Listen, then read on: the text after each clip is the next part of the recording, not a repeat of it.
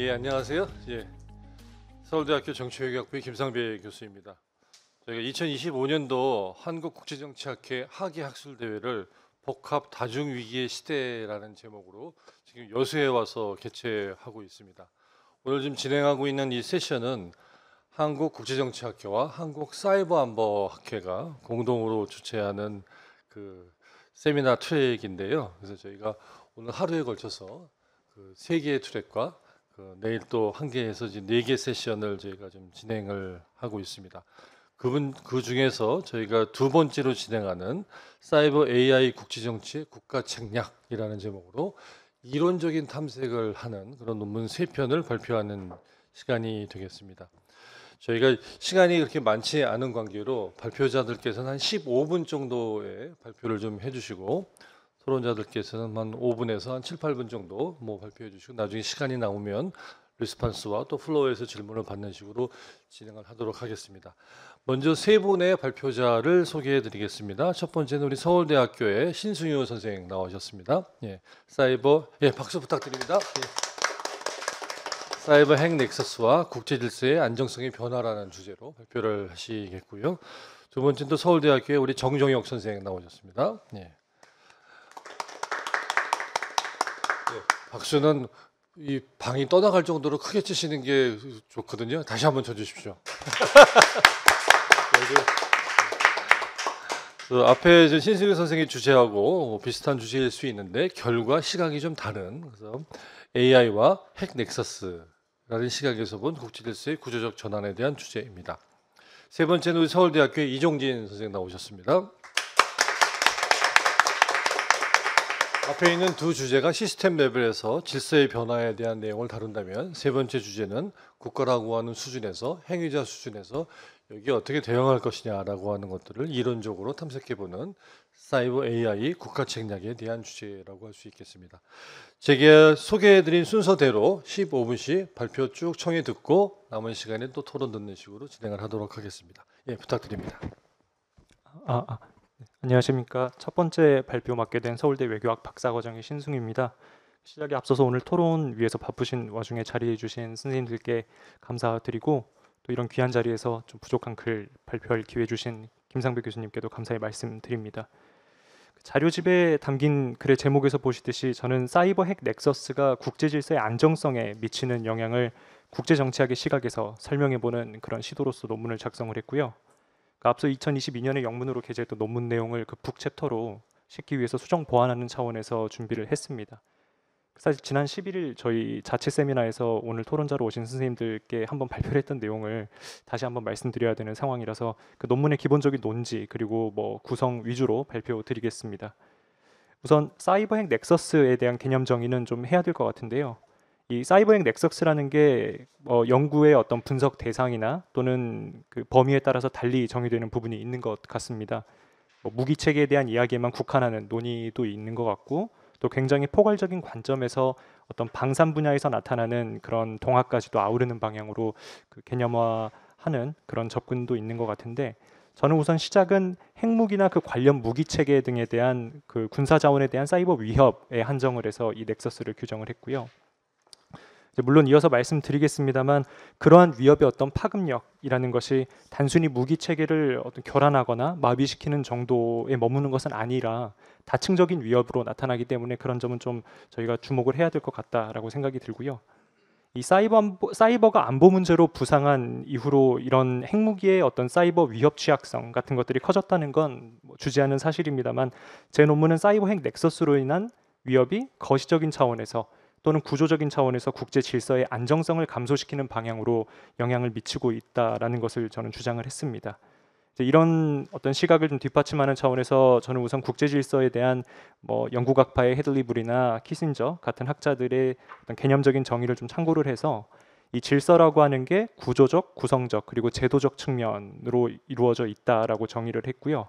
먼저 구조적 측면에서 국제 질서는 국가 간의 경쟁 관계로 이루어져 있다라고 보았습니다. 그리고 구성적 측면에서는 그 기본 구성 단위들이 주권 국가라는 것이고, 마지막 제도적 측면에서는 이 국가들 간의 문제 해결 그리고 또 갈등 완화에 대한 어떤 그런 협력 양상이 국제 제도를 통해서 이루어지는 이런 메커니즘을 통해서 질서가 유지되어 오고 있다라고 저는 가정을 해서 접근을 했습니다.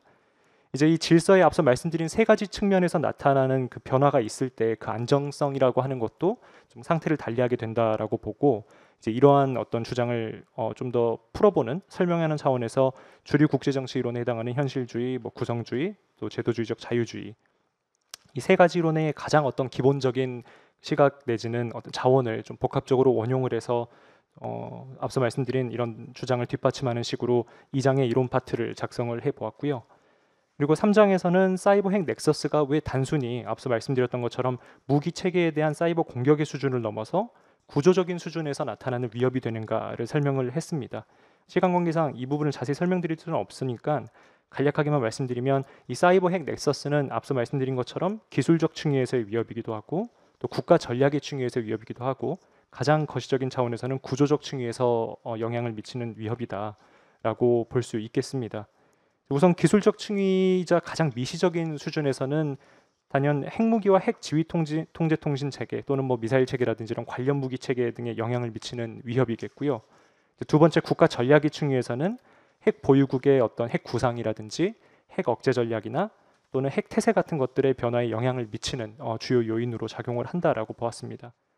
그리고 가장 거시적이고 구조적인 수준에서는 핵을 보유하고 있는 국가 간의 어떤 전략적인 관계나 또는 국제적 핵 위기 관리의 메커니즘을 변화시키는 요인으로 작용한다라고 볼 수 있겠는데요. 이렇듯 미시적 수준의 기술 위협에서 거시적 수준의 구조적 위협까지 아우르는 혹은 신흥 위협, 안보 위협으로서 창발하는 이 사이버 핵 넥서스라고 하는 것이 국제 질서의 구조적, 구성적, 제도적 측면에서 그 변화를 일으키고 있다는 것이 제가 이 논문에서 담고자 했던 주장이 되겠습니다. 이걸 좀 더 풀어서 말씀드리면 이렇습니다.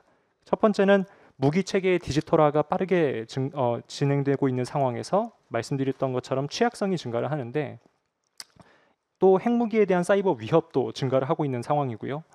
따라서 강대국 간의 핵 억지를 약화시키는 직접적인 요인으로서 이 넥서스가 작용을 하고 있고, 이게 말 그대로 국제 질서의 구조적 측면에서 어떤 군사적 갈등과 경쟁이 더욱 첨예해지는 그런 결과로 이어지고 있다라고 볼 수 있겠고요. 두 번째 구성적 측면인데, 사이버 핵 위협의 주체로서 우리가 기존에는 주목하지 않던 비국가 행위자의 영향력이 급격히 신장을 하고 있기 때문에 이런 구성적인 측면에서 주권국가 이외의 행위자들을 우리가 사이버 핵 위협의 어떤 문제 해결의 대상으로 동시에 고려를 해야 되는 그런 새로운 과제의 측면에 있다라고 볼 수가 있겠습니다. 그리고 세 번째, 핵 비확산이나 핵안보 국제 레짐에 대한 기존의 어떤 노력들, 그리고 사이버안보 규범 간의 어떤 연계의 필요성이 증가를 하고 있어서 이 국제 질서의 제도적 측면에서의 변화 역시 예상이 되고 있다라고 저는 전망을 했고요. 물론 이 세 가지 변화 중에서 구조적 측면과 구성적 측면에서 나타나는 변화가 이미 사실 국제 질서에 현재 지대한 영향을 미치고 있는 미중 전략 경쟁과 맞물리면서 가속화되고 있는 양상을 있고, 이걸 좀 저희가 주목할 필요가 있겠다고 봤습니다. 4장에 담긴 내용이 그것인데요. 현재 사이버핵 넥서스가 부상한 이후로 앞서 말씀드린 세 가지 현상이 미중 전략 경쟁과 맞물려 나타나면서 국제 질서의 안정성을 훼손하고 있다라고 저는 설명을 했고요. 첫째는 강대국 간 핵 억지가 점차 약화되는 방향으로 나아가고 있는데 이 사이버핵 넥서스가 영향을 미친다는 것이고, 두 번째는 핵무기에 대한 비국가 행위자들의 영향력이 증대를 하고 있기 때문에 이 점에도 우리가 주목할 필요가 있다. 그리고 이게 미중 간의 어떤 전략 경쟁의 맥락에서 맞물려 나타나는 증상이기도 하고, 마지막으로는 사이버 핵 위협을 관리하기 위한 제도적 협력이라고 하는 것이 결국에는 주요 핵 보유국 간의 어떤 이런 트레이드오프라든지 또는 협력의 어떤 관리, 위험 관리에 대한 어떤 노력이 있어야 되는데, 이런 것들이 제대로 이루어지기 어려운 상황이다라는 것입니다. 이제 이런 현상이 현재 미중 전략 경쟁 국면에서 나타나고 있는 여러 가지 어떤 갈등 그리고 경쟁 양상과 중첩이 되면서 심화하는 양상을 보인다는 것이고, 물론 이 국제 질서의 세 가지 측면에서 나타나는 이 변화라든지 또는 그 사이버 핵 위협이 가지는 파급력은 동일하지 않기 때문에 이 각 측면에서 나타나는 변화의 정도는 상이할 수밖에 없다라는 점은 좀 짚고 넘어갈 필요가 있겠고요. 다시 말해 구성적인 측면보다는 구조적인 측면과 제도적인 측면에서 상대적으로 더 큰 변화의 양상을 보이는데, 이에 대해서는 저는 다음에 이유를 들었습니다. 첫 번째는 사이버 핵 위협의 영향이 이 핵무기를 포함한 군사자원의 효용성을 감소시킴으로써 핵 보유국 간의 어떤 상호 불확실성을 높이는 방향으로 가장 뚜렷하게 작용을 하고 있다라고 저는 해석을 했고요. 두 번째로는 사이버 핵 위협 완화를 위한 국제 제도, 그리고 이를 통한 어떤 초국적인 협력이 아직 가시화되지 않은 상황에서 그런 제도 형성에 필요한 어떤 강대국 간의 상호 이해 또는 협조를 현재로서는 기대하기가 어렵다라는 것입니다. 반대로 사이버 핵 위협의 가해자로서 이 비국가 행위자의 영향력이 신장을 하고 있다라는 점은 저도 여기서 주장하는 바이긴 한데, 이게 꼭 그 국가의 영향력 감소를 의미하는 것은 또 아니기 때문에 이런 부분은 좀 주목할 필요가 있겠다고 보았고요. 이제 무엇보다도 재차 강조드리듯이 이 구조적 그리고 제도적 측면에서의 변화가 현재 질서에 이미 중대한 영향을 미치고 있는 미중 전략 경쟁, 그리고 그로 인한 어떤 세력 균형의 변화, 이런 것들과 맞물리면서 나타나고 있다는 현실이 가장 중요한 어떤 고려 사항일 것 같습니다. 그래서 제 논문에서는 사이버 핵 넥서스라고 하는 것이 그 국제 질서 자체를 변화시켰다라고 주장하기보다는 이제 그 안정성을 훼손하는 방향으로 영향을 미치고 있다라는 식의 주장을 제시하는 정도에 이제 그쳤습니다만, 이제 함께 공부를 하고 또 오늘 발표하시는 정종혁 선생님의 글을 포함을 해서 그 최근 AI 핵 넥서스를 연구한 주제들을 접하면서 이 AI라고 하는 이 기술이 기존의 사이버 핵 넥서스 차원의 위협을 대폭 심화하는 어떤 그런 트리거 내지는 요인으로 작용하고 있기 때문에 이 국제 질서의 조직 원리와 어떤 구성 원리가 이 자체가 변할 수도 있는 가능성도 충분히 있겠다라는 생각도 좀 해보게 되는 부분이 있고요. 또 앞으로 논문을 좀 발전시켜가면서 보완을 해야 되겠다라고 생각하면서 고민이 되는 부분은 중에 하나는, 이제 이 논문이 사이버 핵 넥서스가 구조적인 수준에서 질서에 미치는 영향을 조명하는 일종의 그 거시적인 내용을 담고 있다 보니까 좀 디테일한 부분, 예를 들어서 사이버 공격이 어떠한 방식으로 핵무기를 교란을 하는지, 또는 핵 보유국 간의 상호 인식이라고 하는 것이 사이버 공격 또는 방어 국면에서 어떤 변화를 일으키는지, 이런 좀 구체적이고 한층 더 세밀하게 들어간 어떤 상관관계를 드러내는 부분에서는 부족한 점이 있습니다. 이제 그렇다 보니 내용 중에는 일반화된 내용도 적지 않은 부분이 있고 해서 앞으로 계속 고민하면서 보완을 해야 될 것 같고요. 또 한 가지는 연구의 어떤 시의성에 관한 개인적인 고민이 있는데요. 이제 최근 중동에서 미국, 이스라엘이 이란 핵 시설을 타격하면서 핵 위기가 고조되기도 했었고, 이제 그로 인해서 핵 위기에 대한 어떤 국내나 외국의 어떤 언론에 대한 이야기를 보면 다시금 그 국가 중심적인 또는 국가 간 분쟁의 관점에서 이제 핵 위기를 많이 이야기를 하게 되는데, 이제 그런 상황 지켜보면서 오늘 발표드리는 이 사이버 핵 넥서스 또는 AI 핵 넥서스가 될 수도 있겠고요.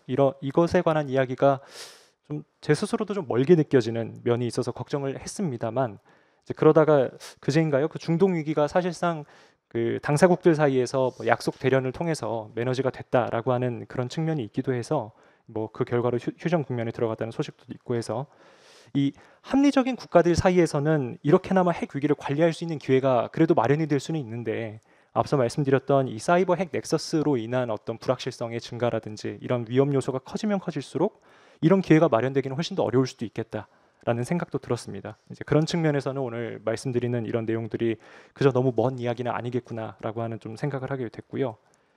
이제 마지막으로 이 논문이 사이버 핵 넥서스를 주제로 하고 있긴 합니다만, 그 사이버와 굉장히 밀접한 연관이 있는 앞서 말씀드린 AI에 대한 내용은 담고 있지는 않습니다.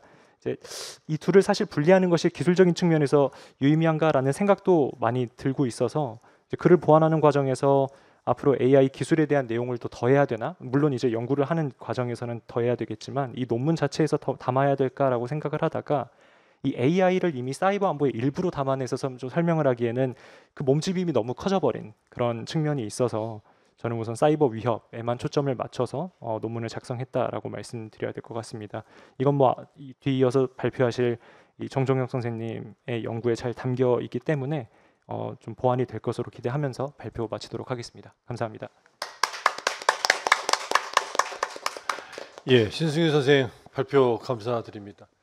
사실 20세기 후반의 냉전기의 국제 질서라고 하면은 핵무기를 중심으로 해서 강대국들이 짜놓은 질서라는 것이고, 그게 지금까지도 계속 지속되어지고 있는 현실을 보고 있는데, 여기서 던져보는 질문은 2010년대를 들어온 무렵 정도 사이버 안보라고 하는 것이 우리 국제 안보의 중요한 한 축을 담당하면서 국제 정치 영역으로 들어오게 되는데, 그런 사이버 안보의 등장이라고 하는 게 기존의 냉전기에 핵을 중심으로 짜여져 있었던 국제 질서를 변화시킬 것이냐, 어느 정도 변화시킬 것이냐, 변화시킨다면 어떤 측면을 변화시킬 것이냐, 뭐 이런 것들이 쟁점일 수 있을 것 같습니다.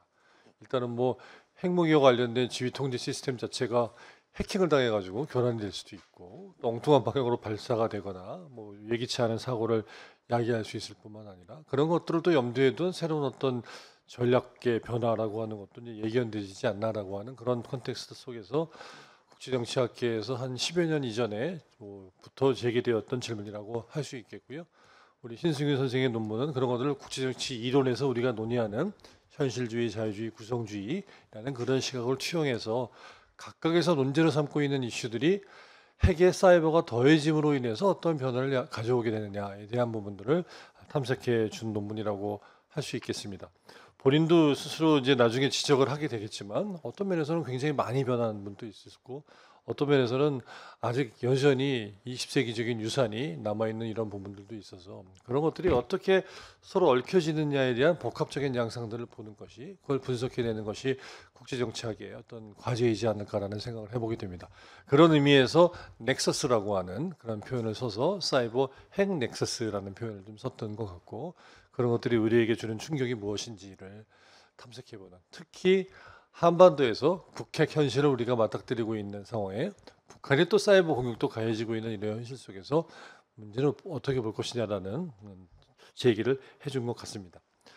지금 이어서 발표하게 될 정종혁 선생의 논문은 사이버 핵에 사이버 대신에 AI를 집어넣어서, 최근에는 한 지난 4, 5년 동안은 오히려 AI가 사이버를 포괄하는 이런 주제로 좀 등장하고 있는 부분이어서 AI 핵 넥서스, 또는 더 나아가서는 핵 AI 사이버 넥서스라고 하는 어떤 트리플 넥서스의 맥락에서 문제를 봐야 되는 문제 제기를 지금 하는 논문이라고 할 수 있겠습니다. 발표를 들어보도록 하겠습니다. 네, 안녕하십니까. 서울대학교의 정조혁입니다. 이 발표문이 가능했던 것은 방금 말씀해주신 김상배 교수님의 가르침으로부터 시작해서 이 자리에 계신 존경하는 이종준 박사님과 신승효 선생님, 그리고 손한별 교수님 등등 토론자분들의 이끌이 있으게 가능했습니다. 다만 이 글에 부족함이 있다면 이건 모두 저자의 책임이오니 아주 아낌없는 가르침들을 보완 피드백을 부탁드리겠습니다. 김상배 교수님께서 말씀해 주신 것처럼 이 글은 AI 핵 넥서스가 국제 질서의 구조적 전환에 미치는 영향을 다루는 것을 그 연구 질문으로 하고 있습니다.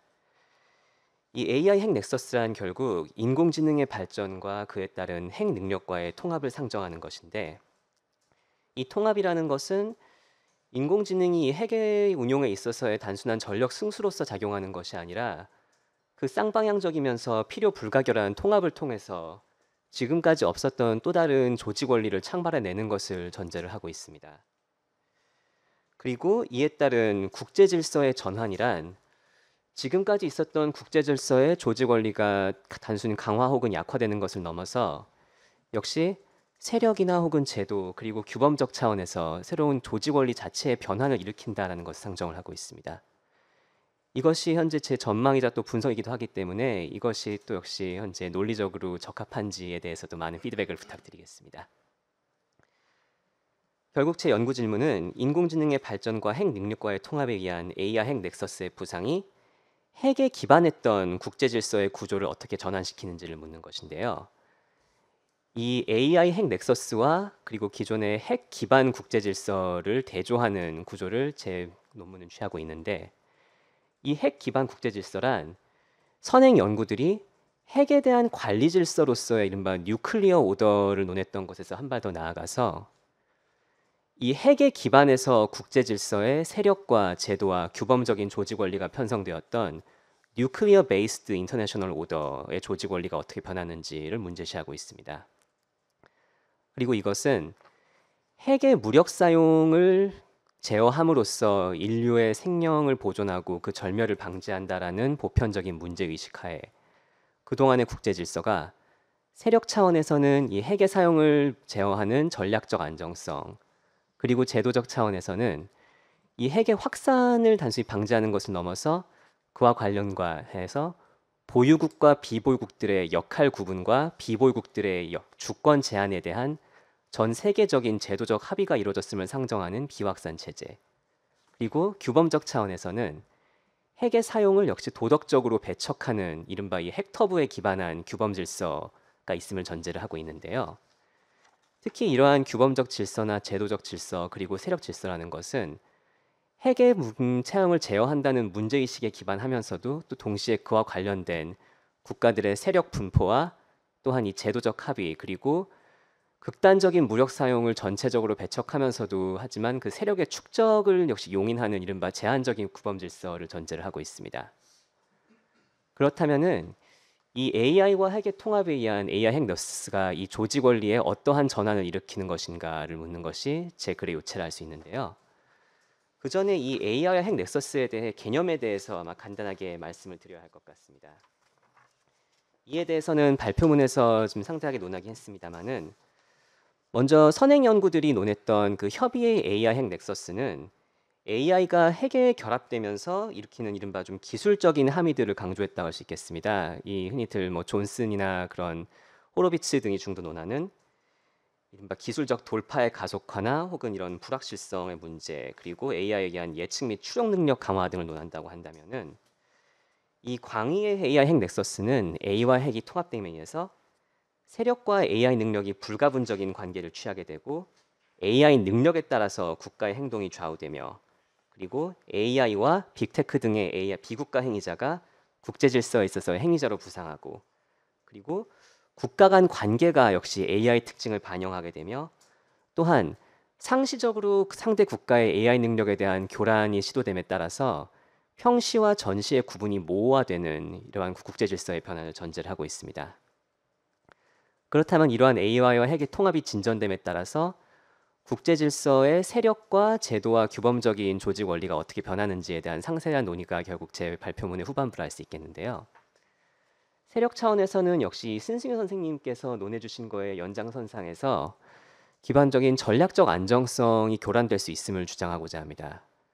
특히 기존의 세력 배분은 이른바 그 무력의 선제 사용을 제어하는 형태로서 국가들이 결국 제어된 상태에서의 세력 축적만을 진행하는 것을 전제를 했다면은 앞으로 AI 통합에 의해서 국가들은 선제적으로 무력을 사용할 가능성과 그에 통한 전략적 우위를 추구할 수 있는 가능성을 모색하게 됨에 따라서 기존의 무력 사용 가능성을 제어해준 국가가 세력 차원에서 교란될 수 있음을 주장하고자 합니다.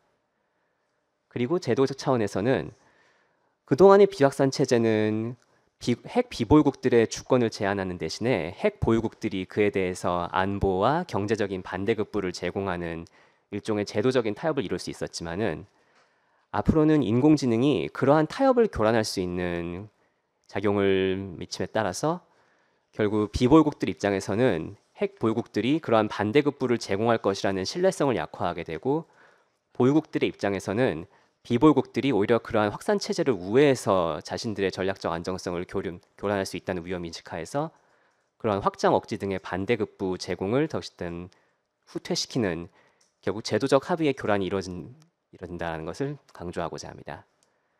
그리고 마지막으로 규범적으로는 그동안은 이 핵과 관련된 통합된 극단적인 무력 사용을 배척하는 규범적 질서가 존재했습니다마는 AI와 핵이 통합됨에 따라서 평시와 전시의 구분이 모호화되고 또한 반드시 핵을 사용하지 않고도 비핵 수단을 통해서도 이른바 극단적인 무력 사용에 준하는 효과를 일으킬 수 있는 대안적 수단들이 마련됨에 따라서 그동안의 무력 사용을 극단적인 무력 사용을 제어해온 규범적인 토대가 무너지면서 또 동시에 AI가 국제 질서의 행위자성으로 좀 부상함에 따라서 이 AI가 이제 인간의 규범을 공유할 것인가 그리고 AI가 행위자로 부상한다면은 그럼 반대로 인간은 자신의 고유한 규범 가치를 어떻게 모색할 것인가에 대한 문제의식이 부상함에 따라서 그동안의 국제 질서를 떠받쳐온 규범적 질서 역시 교란된다라는 것을 주장하고자 합니다.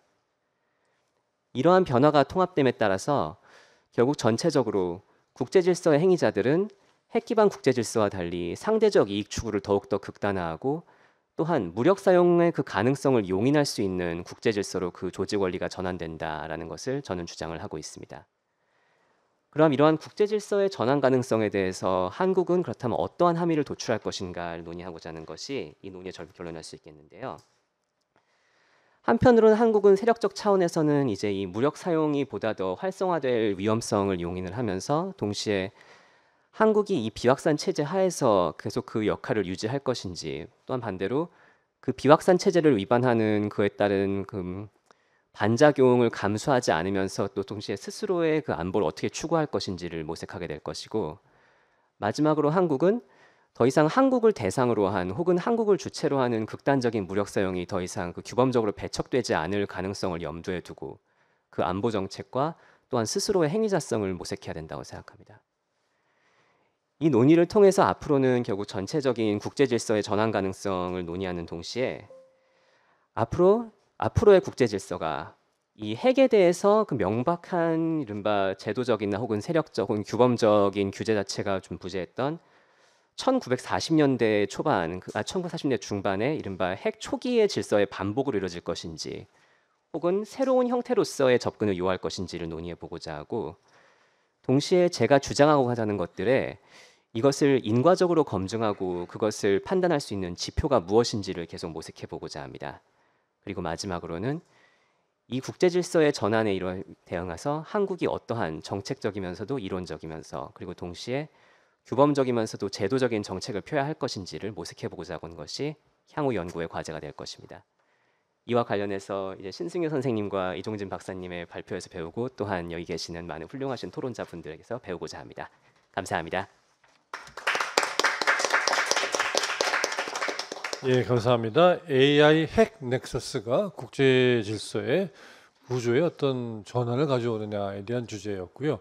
앞서 첫 번째 논문이 이제 사이버 안보와 핵에 관계였다면 거기에 이제 AI를 더 덧붙였을 때 이제 어떤 변화가 일어날 수 있는지에 대한 좀 더 최근의 논의를 담아봤다고 할 수 있습니다.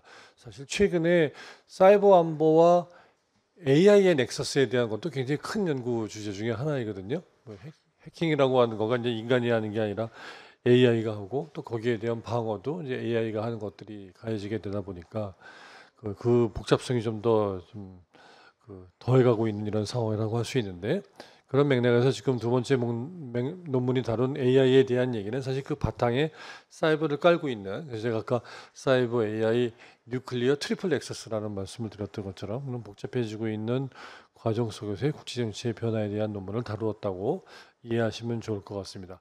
마찬가지로 저희가 뭐 팀 작업으로 같이 진행을 했었던 거기 때문에 국제정치의 제1원에 해당되는 현실주의, 자유주의, 구성주의의 기본적인 논제 안에 AI가 사이버와 연결되면서 핵과 관련된 부분의 국제정치를 어떻게 변화시킬 수 있는지에 대한 여러 가지 논의들을 좀 담아봤고요. 뭐 사실 이 안에 앞서 이 두 논문이 발표한 주제 안에는 국제정치학자들이 연구할 연구 주제가 뭐 수십 개 이상 담겨 있다고 할 수 있습니다. 그런 의미에서 학계에 던지는 어떤 좀 의미가 있지 않을까라는 그런 생각을 좀 해보게 됩니다. 이 두 논문이 또는 구조 수준에서 또는 뭐 시스템 수준에서 국제 질서의 변화에 이런 신흥 기술이 미치는 영향에 대한 것들을 다룬 논문이라면, 세 번째로 발표하게 될 우리 이종진 박사의 논문은 이 분야에서 각각의 행위자로서의 국가가 어떠한 식의 전략을 펼쳐나갈 것이냐에 대한 부분이라고 할 수 있습니다. 그런 맥락에서 우리가 전통적으로 써왔었던 국가 전략이라는 말보다는 조금 더 포괄적인 그 뉘앙스를 가지고 있는 국가 책략이라고 하는 개념을 지금 소개하고 있습니다.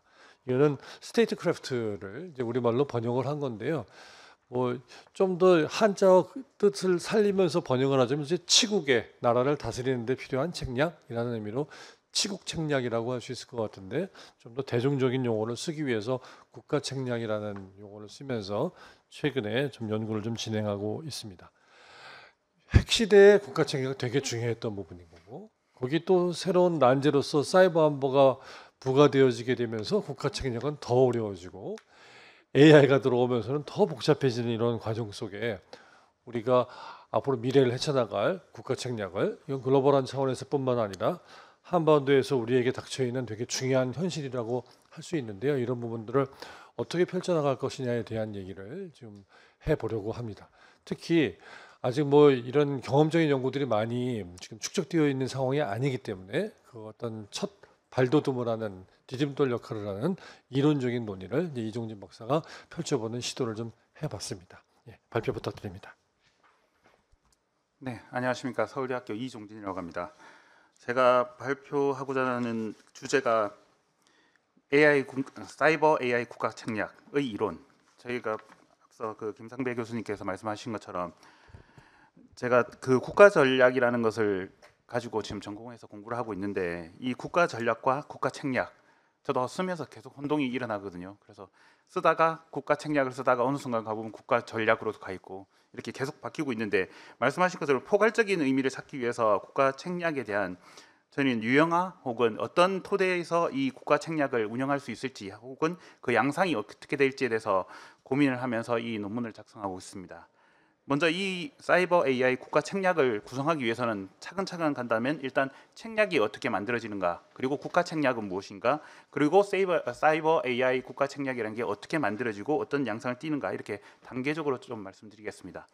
첫 번째로는 일단 그 전략이라는 것이 스트래티지라는 것에 대해서 저희가 자주 인용하는 것 중에 하나가 헨리 민츠버그의 5P라고 합니다. P로 시작하는 걸로 해서 첫 번째는 플로이, 그래서 전략이라는 것 자체가 임시적으로 변동하면서 바꿔갈 수 있다, 플로이라는 것과, 두 번째 플랜, 어떤 계획을 가지고 기획을 해서 전략을 운영해 간다, 그리고 세 번째로는 사후적으로 이러한 전략을 했던 것이 어떤 유형화가 된다, 패턴화가 된다, 그리고 포지션, 어떤 전략이라는 것 자체가 그 구조에서 어디로 들어갈 것인가, 위치에 대한 얘기일 것이다, 그리고 마지막으로는 퍼스펙티브, 어떠한 구조 속에서 이 구조에 대한 어떤 생각을 바꿈으로 해서 이 전체적인 전략을 주도할 수 있느냐, 이런 5가지 프레임워크를 따라서 전략을 구성한다고 저는 규정을 했습니다. 그래서 이걸 따라서 국가 전략이란 것이 처음에는 플랜을 통해서 기반이 된다면 그것이 그 중간중간 플로이로 인해서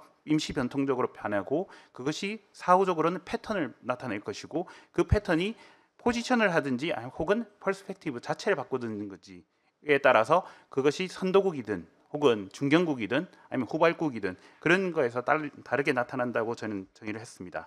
그렇다면 이러한 스테이크래프트, 국가 책략이란 것이 기존에 있던 책략이란 말에서 왔던 택티스 이런 거라든지 혹은 국가 전략과 어떤 차이를 내는지에 대한 좀 논의가 필요할 것 같습니다. 이전에 썼던 그 국가 책략이란 것 자체가 앞에 보면 국가 책략이라고 해서 경제적 수단에 대해서 중요를 많이 했습니다. 그 이유는 뭐냐면 경제적 수단, 즉 비군사적 수단을 통해서 어떻게 국가가 운영이 되고 어떻게 다른 나라의 그 국가의 운영에 영향을 미칠 수 있을까에 대한 것이 국가 책략, 즉 경제적 국가 책략이라는 그 의미를 갖고 있었습니다. 하지만 이러한 시대에 그 인공지능이 도입됨으로 해서 이 군사, 경제, 안보, 경제 이 사이의 경계가 희미해짐으로 해서 이것이 그 저희가 말했던 예전에 부국강병, 부국을 해야지 강병이 가능한지, 강병을 해야지 부국이 가능한지, 이것이 더 이상은 그 퀀텀 컴퓨터처럼 0, 1이 아니라 0과 1이 동시에 존재하게 되면서 부국이 되면서 강병도 가능하고 강병도 가능하면서 부국이 가능하다. 이 논리가 바로 인공지능이 도입되면서 해서 이 경계가 모호해지거나 혹은 이중 용도로 같이 운영할 수 있다고 생각합니다. 그 부분이 이 군사하고 경제란 이 양쪽에 있는 목적을 이룰 수 있는 인공지능 자체가 가지고 있는 특성에 따라서 좀 변화가 되는 것인데, 일단 AI 인공지능이라는 기술 자체가 법령입니다. 왜냐하면 전기나 인터넷처럼 만들면 그걸로 어떤 것을 기반으로 만들 수 있고, 전기가 자동차도 만들 수 있고 배도 움직이게 하고 모든 걸 할 수 있는 것처럼 법령 기술이라는 게 큰 특성입니다. 두 번째로는 메타 기술입니다. 인공지능 자체가 메타라는 것은 뭐냐면 실제로 저희가 차를 만들어서 그것을 공기 저항 개수를 만드는 게 아니라 그거를 시뮬레이션으로 만들어서 이미 만들어진 제조업이 아니라 가상의 공간에서 인공지능을 통해서 이미 테스트를 할 수 있고, 혹은 도시를 건설하지 않아도 도시에 그거를 시뮬레이션을 만들어서 그걸 통해서 어떻게 뭐 바람이라든지 아니면 어떻게 열돔 형상이라든지 이런 부분을 어떻게 만들어가는지, 혹은 그 인공지능에서는 증강 기술이라고 해서 인간이 이미 하고 있는 일을 어떻게 증강시킬 수 있는지, 더 정교함을 할 수 있는지, 이것은 군사적에서 만약에 저격수가 어떤 사람을 죽이려고 할 때 그 조준하는 것을 인공지능이 도와준다, 혹은 드론을 인간이 조종하는데 인간이 아니라 인공지능이 도와준다에 따라서 이 인공지능의 특성이라는 것 자체, 이 세 가지로 인해서 이 군사하고 경제라는 것이 같이 갈 수 있고 동시에 존재할 수 있다는 식이 됩니다. 그래서 AI라는 것이 이러한 안보화에 대해서 담론이 이제 생성되는 이유 중에 하나가 군사, 경제, 사회. 군사에만 도입되는 뭐 자율 무기 체계라든지 혹은 경제라는 것도 저희가 그러지 않습니까? 인공지능이 도입되면 많은 자리가 없으실 것이다. 첫 번째는 학자, 잘 모르겠습니다. 학자도 없어질 수 있을 것 같고 변호사 잘 모르겠습니다. 그래서 저는 인공지능에 대해서는 약간 불가지론에 좀 속한 부분인데 뛰어난 그 성능하고 패턴이나 이런 거 부분에서 저도 많은 것을 이용을 하고 있고 활용을 하고 있는데 그 패턴이라는 것 자체가 뭐 전략하고 비슷한 것처럼 처음과 끝을 알고 있는데 그거에서 중간에 있는 과정이 없다고 하면 그것을 이해를 할 수 있을까? 인간이 이해를 할 수 있을까? 그리고 어떠한 부분에서 인공지능이 어떤 판단을 내렸을 때 거기에 대한 책임을 질 수 있는가? 윤리적인 의무가 있는가? 그런 부분이 없기 때문에 저는 그 AI에 대한 거에 대해서는 연구도 해야 되고 뭐 발전시키는 건 당연하지만 거기에 대해서는 좀 경계해야 될 부분도 있고 그 안보화에 대해서도 고민을 좀 해야 될 부분이 있다고 생각합니다. 그리고 마지막으로는 인공지능이 사회적 영향도 많이 큽니다. 저희가 자주 얘기하는 뭐 허위 정보 그런 것도 그 여론이나 아니면 선거에 관련된 많은 영향을 주고 있고 그리고 인공지능이 학습하는 수많은 데이터들은 저희가 쓰는 뭐 SNS라든지 아니면 저희가 쓰는 블로그라든지 이런 거에서 가져다 쓰는 것이 있는데 그것이 프라이버시를 침해한다는 것 자체가 저희가 어떤 데이터를 쓰고 있는지에 대해서는 저희가 확인할 방법도 없고 그 확인에 대한 과정에서도 많은 그 좀 알 수 없는 과정들이 있습니다. 그리고 그 인공지능이 학습을 했을 때 그 데이터에 대한 어떤 데이터의 속성에 따라서는 결국은 편향된 판단을 할 수밖에 없습니다. 뭐 대표적인 예의 중에 하나가 아마존이 2014년부터 인공지능을 이용해서 채용을 했습니다. 채용을 해주고 좀 이렇게 대외적인 비밀로 해서 이렇게 채용을 했는데 하다 보니까 결국은 어떻게 되냐면 여자는 많이 떨어지게 되고 백인 남자들로 가는 게 되었습니다. 그 이유가 뭐냐면 이미 했던 사람들이 백인들이 많이 채용이 됐는데 그 데이터를 넣고 학습을 시키니까 결국은 흑인보다는 백인, 여성보다는 남성 이런 식으로 편향된 시각이 이미 인공지능에 됐다는 부분이 있었습니다. 그래서 결국은 아마존에서도 그 데이터 시스템을 폐기했습니다.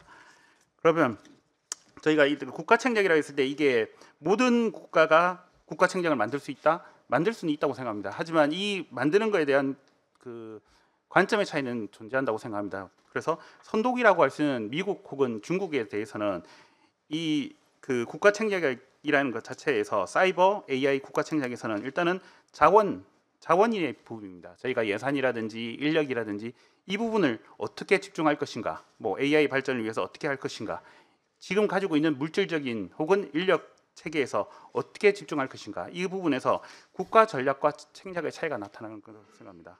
국가 전략에서는 지금 있는 것 중에서 어떻게 효율적으로 효율이라는 그 옵티마이제이션이라는 이 효율에 집중했다면 그 국가 책략에서는 자원을 과도하게 집중할 수 있다. 왜냐하면 다른 부분에서는 저희가 1980년대, 60년부터 80년대까지 경제하듯이 다른 부분은 어쩔 수 없는 부분이 생기더라도 재벌 혹은 재벌 양성하고 아니면 건축, 뭐 중공업 이런 식으로 자원을 과도하게 집중하는 부분이 생깁니다. 그리고 그 AI 관련된 인공지능 관련된 글로벌 체인망을 새롭게 재설계하고 있습니다. 그래서 미국도 그렇고 중국도 그렇고 글로벌 그 공급망 자체를 제도를 다시 설계하는 이유 중에 하나가 본인들이 원하는 퍼스펙티브를 만들어서 어떻게 이걸 만들어 갈 것인가에 대해서 노력하고 있습니다.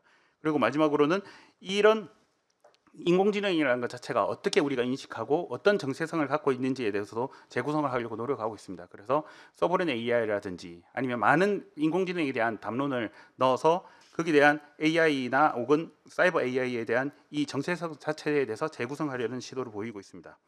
그렇다면 여기서 저희가 중요하다고 생각할 수 있는 중견국, 한국을 비롯한 중견국에 대해서는 이런 국가 책략 자체가 불가능한 것인가? 저는 불가능한 부분도 있고 불가능하지 않는 부분도 있기 때문에 그 부분을 잘 미묘한 그 경계를 잘 따져야 된다고 생각했습니다. 뭐 예전에 있던 말 중에서 뭐 자강, 균세, 독시 이걸 뭐 경제 책략에 만약에 넣는다면 자강은 아까 말씀드리던 부국 강병에 대한 얘기고 균세라는 거는 그죠. 그 밸런스 오브 파워 그러니까 어떻게 밸런스를 잡을 것이냐 그리고 독시는 어떤 흐름을 갖고 있는가 이 인공지능 발전과 반도체 여러 가지가 어떤 흐름을 갖고 있고 이것이 어떻게 안보 그리고 국가 이익에 연결되는가에 대한 이 세 가지 차원이 있다면 중견국은 이 자체에 대해서 이 세 가지를 하기 위해서는 전부를 못할 수도 있습니다. 예를 들어서 자강만 가능하든지 아니면 자강과 균세를 같이 한다든지 아니면 독시까지 가능하다든지 그렇다고 하면 첫 번째 할 수 있는 전략 중에 하나는 국가 변환입니다. 국가 자체가 어떻게 그 새로운 분야인 사이버 AI에 대한 분야에 대해서 국가 자체가 변해야 된다고 생각합니다. 그래서 저희가 뭐 예로는 뭐 플랫폼 국가로 해서 국가 자체가 그 분야에 맞게 체제 변환 혹은 이런 변환에 있어야 된다면 이게 세 가지로 나눌 수 있습니다. 기술, 규제, 정체성. 그래서 기술 자체에 대해서 표준화를 끌고 갈 것이냐. 그러니까 어떤 인공지능의 반도체와 어떤 인공지능의 플랫폼이 표준이 될 수 있는가에 대해서 노력할 수 있고, 두 번째는 규제. 인공지능에 대해서 어떠한 규제가 있어야 되고 어떤 윤리적인 판단이 필요하고 이런 것, 혹은 이런 정체성 부분에서도 어떻게 이 인공지능에 관련된 이거에 대해서 국가가 정체성 자체를 만들 수 있다고 생각합니다. 이 부분에서는 일단 국가하고 기업의 관계가 가장 중요하다고 생각합니다. 그래서 상위 AI 기업 그 빅테크들이 갖고 있는 여러 가지 기술력이라든지 아니면 특허 부분들이 이 국가하고 국가 간의 연맹이라든지 혹은 국가가 가지고 있는 여러 가지에 대한 전략의 국가 책략에서 많은 부분에 대해서 연계할 수 있다고 봅니다. 두 번째 전략은 포지셔닝입니다. 이러한 그 미국과 중국이 만들어 놓은 공급망 체계에서 어떻게 자리를 만들 것인가. 저희가 흔히 얘기하는 것 중에 하나가 인공지능이라는 시스템 자체가 A, B, C로 나눠집니다. A라는 것이 알고리즘, 그리고 B라고 하는 빅데이터 혹은 데이터, 클라우드, 그리고 C는 컴퓨팅 파워라고 합니다. 그러니까 지금 미국에서는 컴퓨팅 파워에 대해서 많은 부분에 대해서 노력을 하고 규제를 하고 있고 중국에 대해서 많은 규제를 하고 있습니다. 그래서 컴퓨팅 파워에서는 아직도 많은 부분에서 미중을 따라가기 위해서 EU하고 일본이 차세대 컴퓨터에 대해서 많은 투자를 하고 있습니다. 그리고 데이터 부분, 즉 그 빅데이터 부분에서는 중국과 인도가 그 데이터에 대해서 데이터 주권을 지키기 위해서 노력하고 있습니다. 그리고 마지막 알고리즘은 미국과 한국이 이 알고리즘에 대한 투명성이라든지 확정성이라든지 여러 부분에 대해서 선도를 하려고 노력하고 있습니다. 마지막으로 국가 협력입니다. 국제 협력에서 기술과 규제, 인프라입니다. 그래서 이 선도국으로서는 미국은 이 기술 부분에서 아까 말씀드린 대로 표준화에 대한 여러 가지 그 협약과 뭐 상위 18개 국가의 협약을 통해서 이 인공지능이 가지고 있는 기술에 대한 표준화를 먼저 시도하려고 합니다. 이 부분은 표준을 설정함으로써 앞으로 있는 판을 주도하고자 하고 있습니다. 그리고 중국은 인프라, 즉 인공지능과 인공지능 그 반도체에 관련된 인프라를 장악하여서 동남아라든지 아니면 아프리카에 있는 수많은 개국에 영향력을 끼치고자 하고 있습니다. 마지막으로 EU는 규제를 통해서 EU에 관련된 인공지능에 관련된 법이라든지 아니면 윤리 의무라든지 아니면 데이터에 대한 GDPR이라든지 이런 걸 통해서 국제 협력을 통한 그 인공지능 기술에 대한 규제에 주목하고 있습니다. 제가 지금 보고 있는 그 다음 세션에서 열릴 뭐 미국, 중국, 일본 그리고 한국에 대한 국가 책략을 보면서 저는 약간의 패턴을 지금 보려고 하고 있습니다. 패턴을 보고 각 국가가 가지고 있는 플랜을 먼저 보고 패턴을 보고 그걸 가지고 저희가 말할 수 있는 이 인공지능에 대한 국가 책략이 어떻게 설정이 되었고 어떻게 구체화되고 있고 어떠한 실수가 있고 어떠한 도전이 과제가 있는지, 그래서 거기에 대해서 이론을 한번 깨고자 합니다. 감사합니다.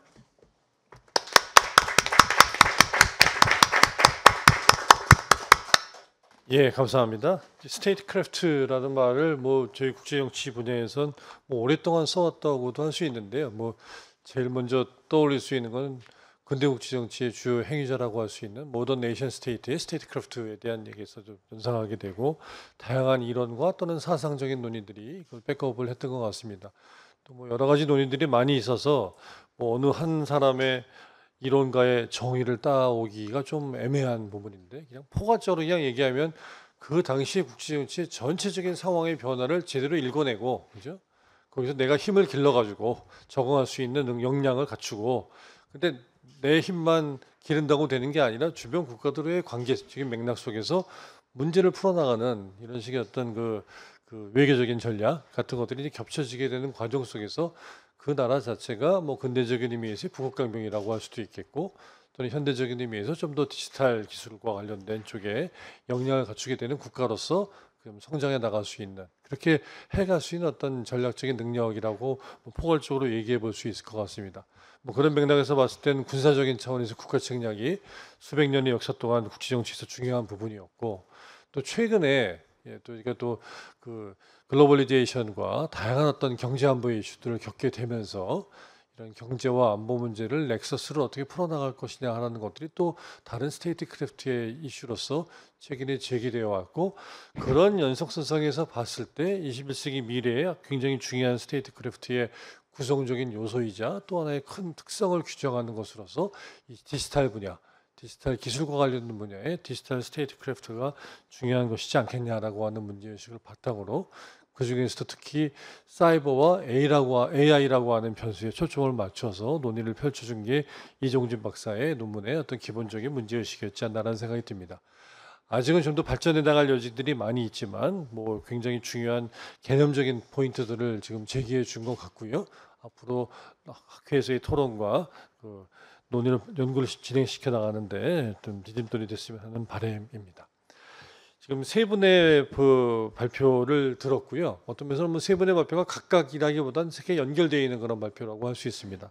세 분의 발표에 대해서 저희가 세 분의 토론자를 모셨습니다. 프로그램에 있는 순서대로 세 분을 먼저 소개해 드리도록 하겠습니다. 첫 번째 국방대학교의 손한별 교수님 모셨습니다. 세종연구소의 이찬성 박사님이시고요. 성신여대 임혜영 교수님이십니다. 처음에 섭외를 할 때는 개별 논문에 대한 지정 토론의 형식으로 그 부탁을 드렸는데 아마도 논문을 읽어보시고 또 오늘 발표도 듣다 보시면서 또 다른 논문에 대해서도 토론하고 싶으신 그런 포인트들이 있으시지 않을까라는 생각을 하게 돼서 딱히 뭐 어느 한 논문에만 국한돼서 말씀하지 마시고 포괄적으로 말씀을 해주셔서 또 발표자들의 어떤 리스폰스도 받는 과정을 통해서 앞으로 이 연구를 계속 좀 학계에서 발전시켜 나갈 수 있는데 도움을 주셨으면 하는 생각입니다. 발표 순서는 뭐 소개해드린 순서대로 손한별 교수님부터 시간이 조금 여유가 있어서 한 7, 8분 정도 사용하실 수 있을 것 같습니다. 소개해 주신 국방대학교 손한별입니다. 지금 하고 있는 저희의 논의를 아마 시간 넘겨가면서 아래층에서 현재의 핵 전략, 확장 억제 이런 얘기들을 했는데 같이 들었으면 더 좋았을 텐데 하는 생각이 좀 들고요. 그러니까 지금 이야기하고 있는 게 굉장히 먼 미래의 것이 아니라 뭐 당장 다가올 근미래의 것이라는 생각이 듭니다. 오늘 저는 신승유 선생님 거 그 토론을 준비했는데 여러 자리에서 벌써 토론을 4번째 정도 하는 것 같습니다. 항상 정성을 담아서 논문을 써주시는데 감사드리고 오늘 발표는 또 특별히 구체적이고 잘 쓴 그 발표문임을 전제하면서 몇 가지 말씀드리고 싶은 게요.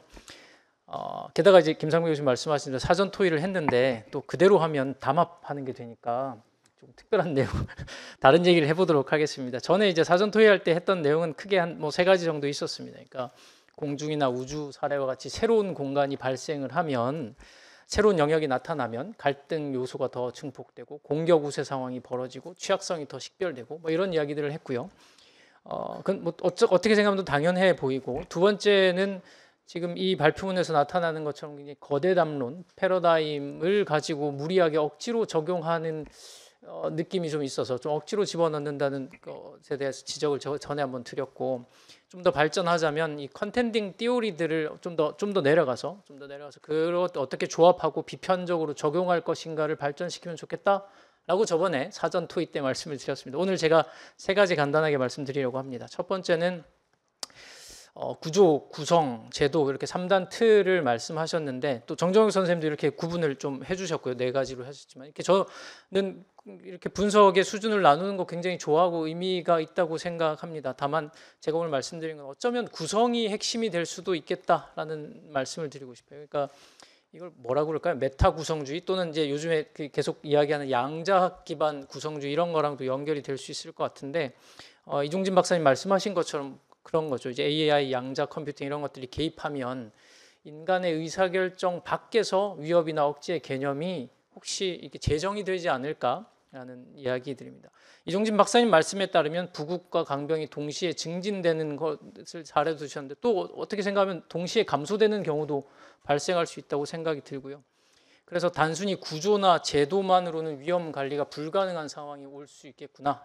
그렇게 되면 인식이나 정체성을 설계하는 규범이나 내러티브 같은 경쟁이 더 필수적이고 그렇다면 구성이 더 핵심이 될 수도 있지 않을까라는 것을 질문을 한번 드려보고 싶고요. 같은 의미에서 또 사실은 구조적 불안정성을 이야기하실 때 공격 선점, 공격 우세 상황이 이제 벌어지는 것은 결국 자기 파괴적인 요인이 커지는 것이고, 그렇기 때문에 이 냉전기의 양극 체제가 안정을 유지하고 상호간에 공유된 전제를 가지고 있었던 거지 않습니까? 이런 상황에서 이제 양극 체계가 아니고 이제는 핵과 관련된 삼극 체계가 벌어지면 사실은 저희는 굉장히 일반적인 물리적인 힘만 가지고 삼극 체계라고 이야기를 하고 이 삼체의 문제를 균형을 어떻게 해소할 것인가를 고민하고 있는데, 결국은 이런 것들을 어떻게 해결할 것이냐. 그러니까 예를 들면 이런 거죠. 냉전 간의 미소 간에 있었던 전략적 안정성은 재현이 일어날 것인가, 재현될 건가, 재현되지 않을 것인가. 만약에 재현된다면 그래서 언제 어떤 기준을 가지고 어떤 상황에서 일어날 수 있을까라는 것에 대해서 한번 질문을 드려보고 싶습니다. 저도 잘 몰라서요. 두 번째는 비국가 행위자와 관련된 말씀을 많이 해주셨는데, 저는 이것들이 오히려 기술의 민주화 또는 비국가 행위자 또는 국가 내부 하위 수준의 통제가 오히려 더 억제의 핵심 변수가 되지 않을까. 비국가 행위자가 강조되면 될수록. 그래서 말씀하신 대로 해커 집단, 테러 조직, 그리고 그들이 NC3나 우주 센서 AI 기반의 여러 가지 체계에 직접 접근할 수도 있고 위협할 수도 있고 또 이런 것들을 복합 공격할 수도 있다는 가능성이 늘어나는 것은 이해가 되는데, 이제 그러면 그럴수록 오히려 국가가 군과 민의 사이버 거버넌스를 만들어내고 이런 공백을 해소하려는 노력들이 억지의 핵심이 될 가능성. 그렇다면 오히려 국가 행위자로 인해서 국가의 중요성이 더 중요해지지 않을까. 그러니까 결국 다층 체계가 있겠죠. 이제 그 비국가 행위자로부터 국가를 거쳐서 초국가 또는 국제 레짐까지 연결될 텐데, 그런 것들이 잘 연동되어야만 억제의 신뢰성이 확보된다면 그 국가의 중요성이 더 중요해지지 않을까라는 질문을 드려보고 싶습니다. 마지막 논점은 이것도 책략과 관련되는 것 같아요. 그러니까 책략일 것 같은데, 이게 레짐과 관련해서 사실은 역사적으로 보면 핵이나 화학 같은 단일 무기에 대한 레짐들이 성공해 왔는데 어떻게 보면 굉장히 예외적인 현상 같기도 하고요. 그리고 최근에 들어서는 이제 남아있는 레짐도 별로 없는 상황인 것 같습니다.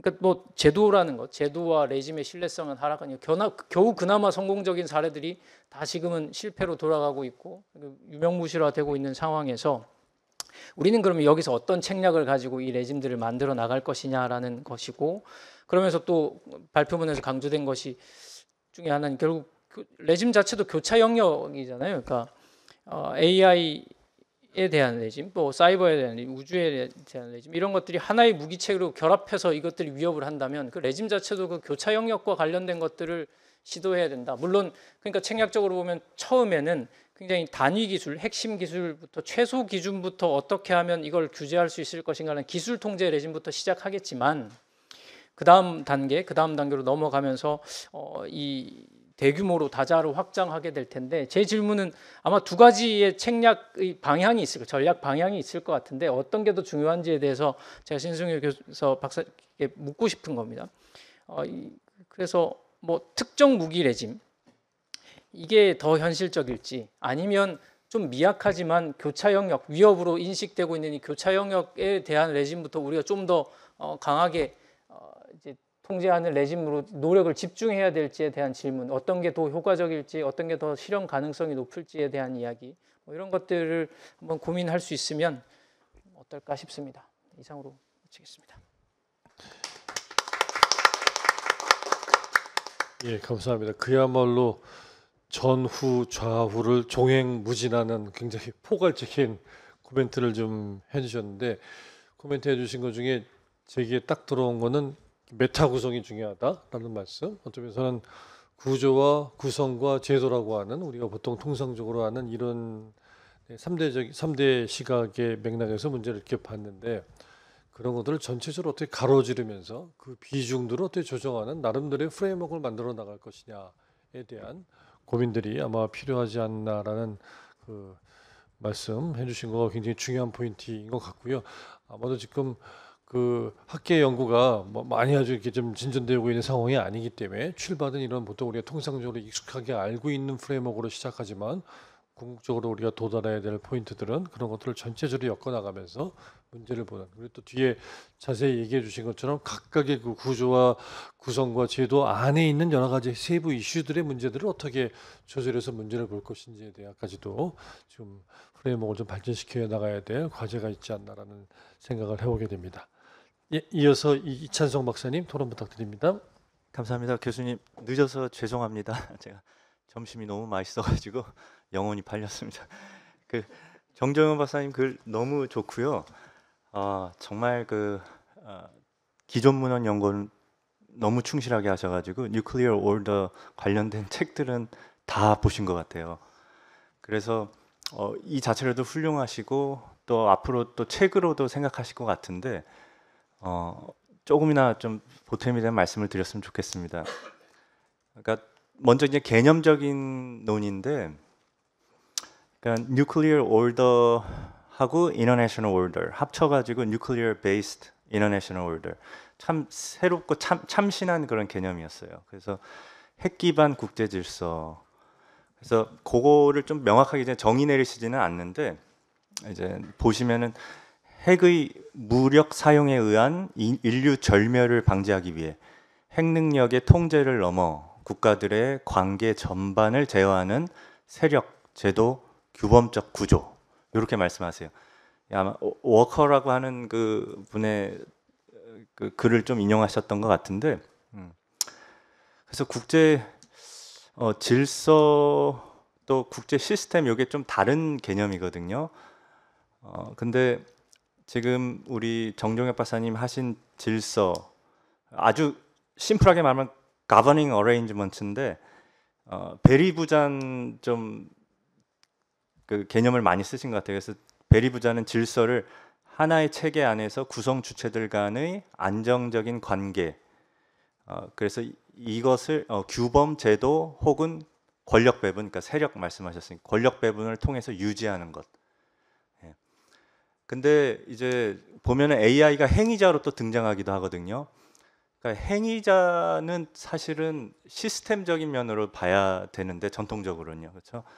그래서 structure, ordering principles and unit, 뭐 케네스 월트를 꼭 인용하지 않는다 하더라도, 그러니까 이제 그런 어떤 개념적인 것들 책으로 발전시키려면은 조금은 짚고 넘어가야 되지 않을까, 한 챕터 정도는요. 근데 핵 기반 국제 질서, 아무튼 너무 참신한 거였고, 모든 국가들이 핵 전쟁을 막기 위해서 노력하는 어떤 일종의 안정적인 체제를 우리가 생각하게 됩니다.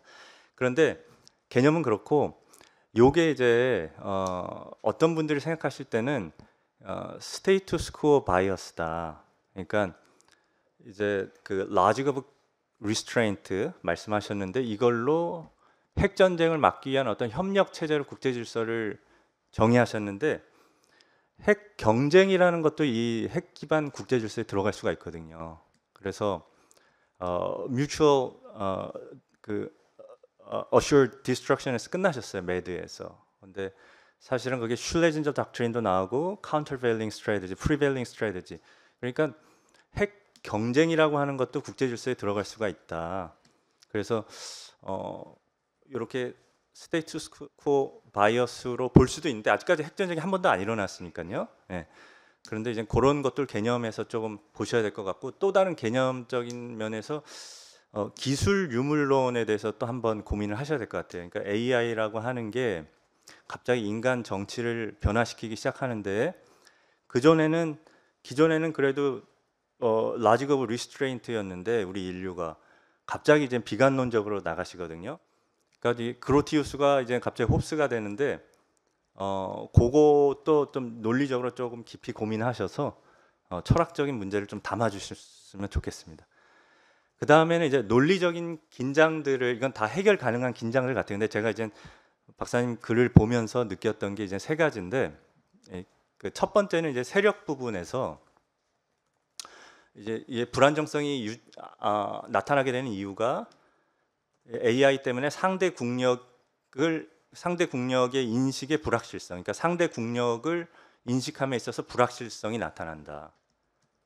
그럴 수 있죠, 충분히. 근데 또 다음 바로 문단에서 말씀하시는 거는 국가들이 전략적인 우위를 이제 추구하게 될 거다. 전략적인 안정에서. 근데 이제 얼핏 들으면은 아니 그 국력을 인식하는 게 불안정해지는데 어떻게 전략적인 우위를 또 말을 할 수가 있을까? 물론 잘 논리적으로 연결시킬 수는 있을 것 같아요. 기준이 없어도 전략적 우위를 추구한다는 거죠. 근데 그래서 이걸로 인해서 초반에 극단적인 핵 사용이 발생할 수 있다. 이렇게 주장으로 나아가시는데 그럴 수도 있어요. 그럴 수도 있는데 모호성이라든지 불확실성은 사실 프랑스의 핵 전략의 기본이거든요. 그래서 거기는 이제 코스트 베네핏 계산하는 게 아니고 아예 계산 자체가 불가능하게 만들어야지 디터런스가 유지된다고 믿는 분들이어서 과연 이 모호성 불확실성이 초반에 핵 사용으로 나가냐. 그래서 그 논리적인 긴장을 제가 좀 한번 드리고 싶습니다. 두 번째는 이제 NPT 관련해서는 AI를 통제하려고 할 거다 강대국들이. 그래서 개도국들이 NPT에 나타난 어떤 그 불평등한 원칙을 거부할 거다. 그래서 NPT가 허물어질 거라고 말씀하시는데, 근데 이것도 좀 가만히 들여다보면 강대국들이 AI를 통제한다는 거는 AI가 들어간 결합된 재래식 무기에 대해서 위협을 느낀다는 거거든요. 그러면 결과적으로 이거는 핵무기의 효용성이 떨어진다는 얘기예요. 그러니까 이거는 NPT가 무력화되는 게 아니고 NPT가 무의미해지는 그런 결과. 그러니까 핵 확산을 오히려 걱정 안 해도 되는 거. 예. 개도국들이 AI로 재래식 무기를 강화시켜서 핵무기가 필요 없게 되는 그러니까 그런 긴장이 조금 있다. 제 생각에 오히려 AI가 NPT를 위협하게 되는 건 AI 때문에 이제 원자력 에너지가 지금 2.5배, 3배 2050년까지 늘어나고 그래가지고 NPT가 조금 걱정이 되는데 예. 아무튼 그렇습니다. 세 번째는 규범 관련해서요. 이제 핵터브, 뉴클리어 터브 얘기를 하시는데 요 논리는 이렇습니다. AI 결합된 재래식 무기가 비핵전력 위험성을 증대한다는 거죠. 그리고 이 핵 비사용 재래식 관련된 거에서 AI 비가시성이 핵 터브를 약화시킨다. 근데 한편으로는 또 이건 오히려 핵 터브를 강화하는 거예요. 왜냐하면 핵 사용을 안 하고 재래식으로 끝내겠다는 거니까요. 예. 그래서 이제 NPT하고 규범 다 적절한 주장이신데 이게 직접적으로 지금 NPT나 핵 터브를 공격하시는 게 아니고 다른 어떤 우회적인 방법으로 이 문제들을 짚으시는 것 같아요. 그래서 얼핏 독자들이 보기에는 NPT는 오히려 그럼 무의미해지거나 뭐 그대로 유지되거나 그리고 뭐 핵터브는 핵무기 사용이 더 뭐 안 될 건데 뭐 이런 질문을 던질 수가 있거든요. 그래서 그런 것들만 잘 매끈하게 해결하시면 좋은 논문 될 것 같습니다. 마지막으로 저도 큰 질문을 좀 드려보고 싶은데 이 큰 글이니까요. 지금 AI가 아니어도 우리가 좀 너무 생생하게 목격하는 게 국제 통상 질서, 국제 안보 질서, 국제법 질서가 완전히 무너지고 있는 걸 보고 있거든요. 그래서 여기에 AI까지 가미하시면은 어떻게 보실지. 예. 그리고 두 번째는 AI를 통해서 전략적인 우위를 추구할 수 있게 된다. 강대국들이요. 그러면은 오히려 AI 기반의 일극 체제를 우리가 볼 수 있냐? 뭐 길핀이나 또 올간스키나 이런 분들은 그렇죠? 일극 체제가 더 안정적이라고 보죠. 그 월포스도 그렇고요. 그래서 그런 것도 좀 한번 궁금합니다. 예, 감사합니다. 예, 감사합니다. 뭐 핵 전략 전문가다운 전문가적인 시각에서 굉장히 각각의 논문에 있는 요소들이 갖고 있는 어떤 논리적인 긴장성의 문제 같은 것들 세세하게 잘 지적해 주셨고요. 그래도 약간 성찰적으로 스스로 되돌아봐야 되는 이런 포인트들을 잘 지적해 주셔서 아마 논문을 완성시켜서 발전시켜 나가는데 큰 도움이 되지 않을까라는 생각이 듭니다. 특히 마지막에 해주신 질문 같은 경우에는 핵 질서를 넘어서는 다른 분야의 국제 질서의 변화에 이제 AI가 어떤 영향을 미치느냐에 대한 질문이어서 그거는 뭐 우리 정재욱 선생님 본인에 대한 질문인 동시에 우리가 다 같이 연구해야 되는 이런 질문이지 않나라는 그런 생각을 해봅니다. 예, 이어서 우리 임혜영 교수님. 네, 안녕하세요. 성신여대 정치외교학과 임혜영입니다. 귀한 자리 불러주셔서 감사합니다. 이종진 박사님 글을 재미있게 읽었고 관련 주제에 참 좋은 공헌이 될 것으로 생각합니다. 사회자께서 말씀하신 대로 이제 논문의 기본적인 개념 잡혀 있고 또 구도와 방향은 잘 잡혀서 앞으로 이제 어떤 식으로 좀 채워나가느냐 하는 것이 좀 중요한 부분일 것 같습니다. 그러니까 이제 우리가 사이버 AI 국가 책략을 논의하게 된 것이 기본적으로는 이제 2016년 다보스 포럼에서 이제 제4차 산업혁명에 대한 개념이 어떻게 보면 처음 제시됐고, 이게 3차 산업혁명에서 이야기했던 것과는 또 질적으로 좀 다른 차원에서 좀 인류의 모든 삶의 부분을 좀 변화시키고 있는 것 같습니다. 그래서 AI가 또 어떤 식으로 또 사이버 세계나 또 AI가 인류에게 어떤 식으로 자리매김할지는 아직 초기 진행 중인 상태이기 때문에 국가적인 차원에서 어떻게 대응할지 이런 논의가 좀 더 중요하게 생각이 되고요.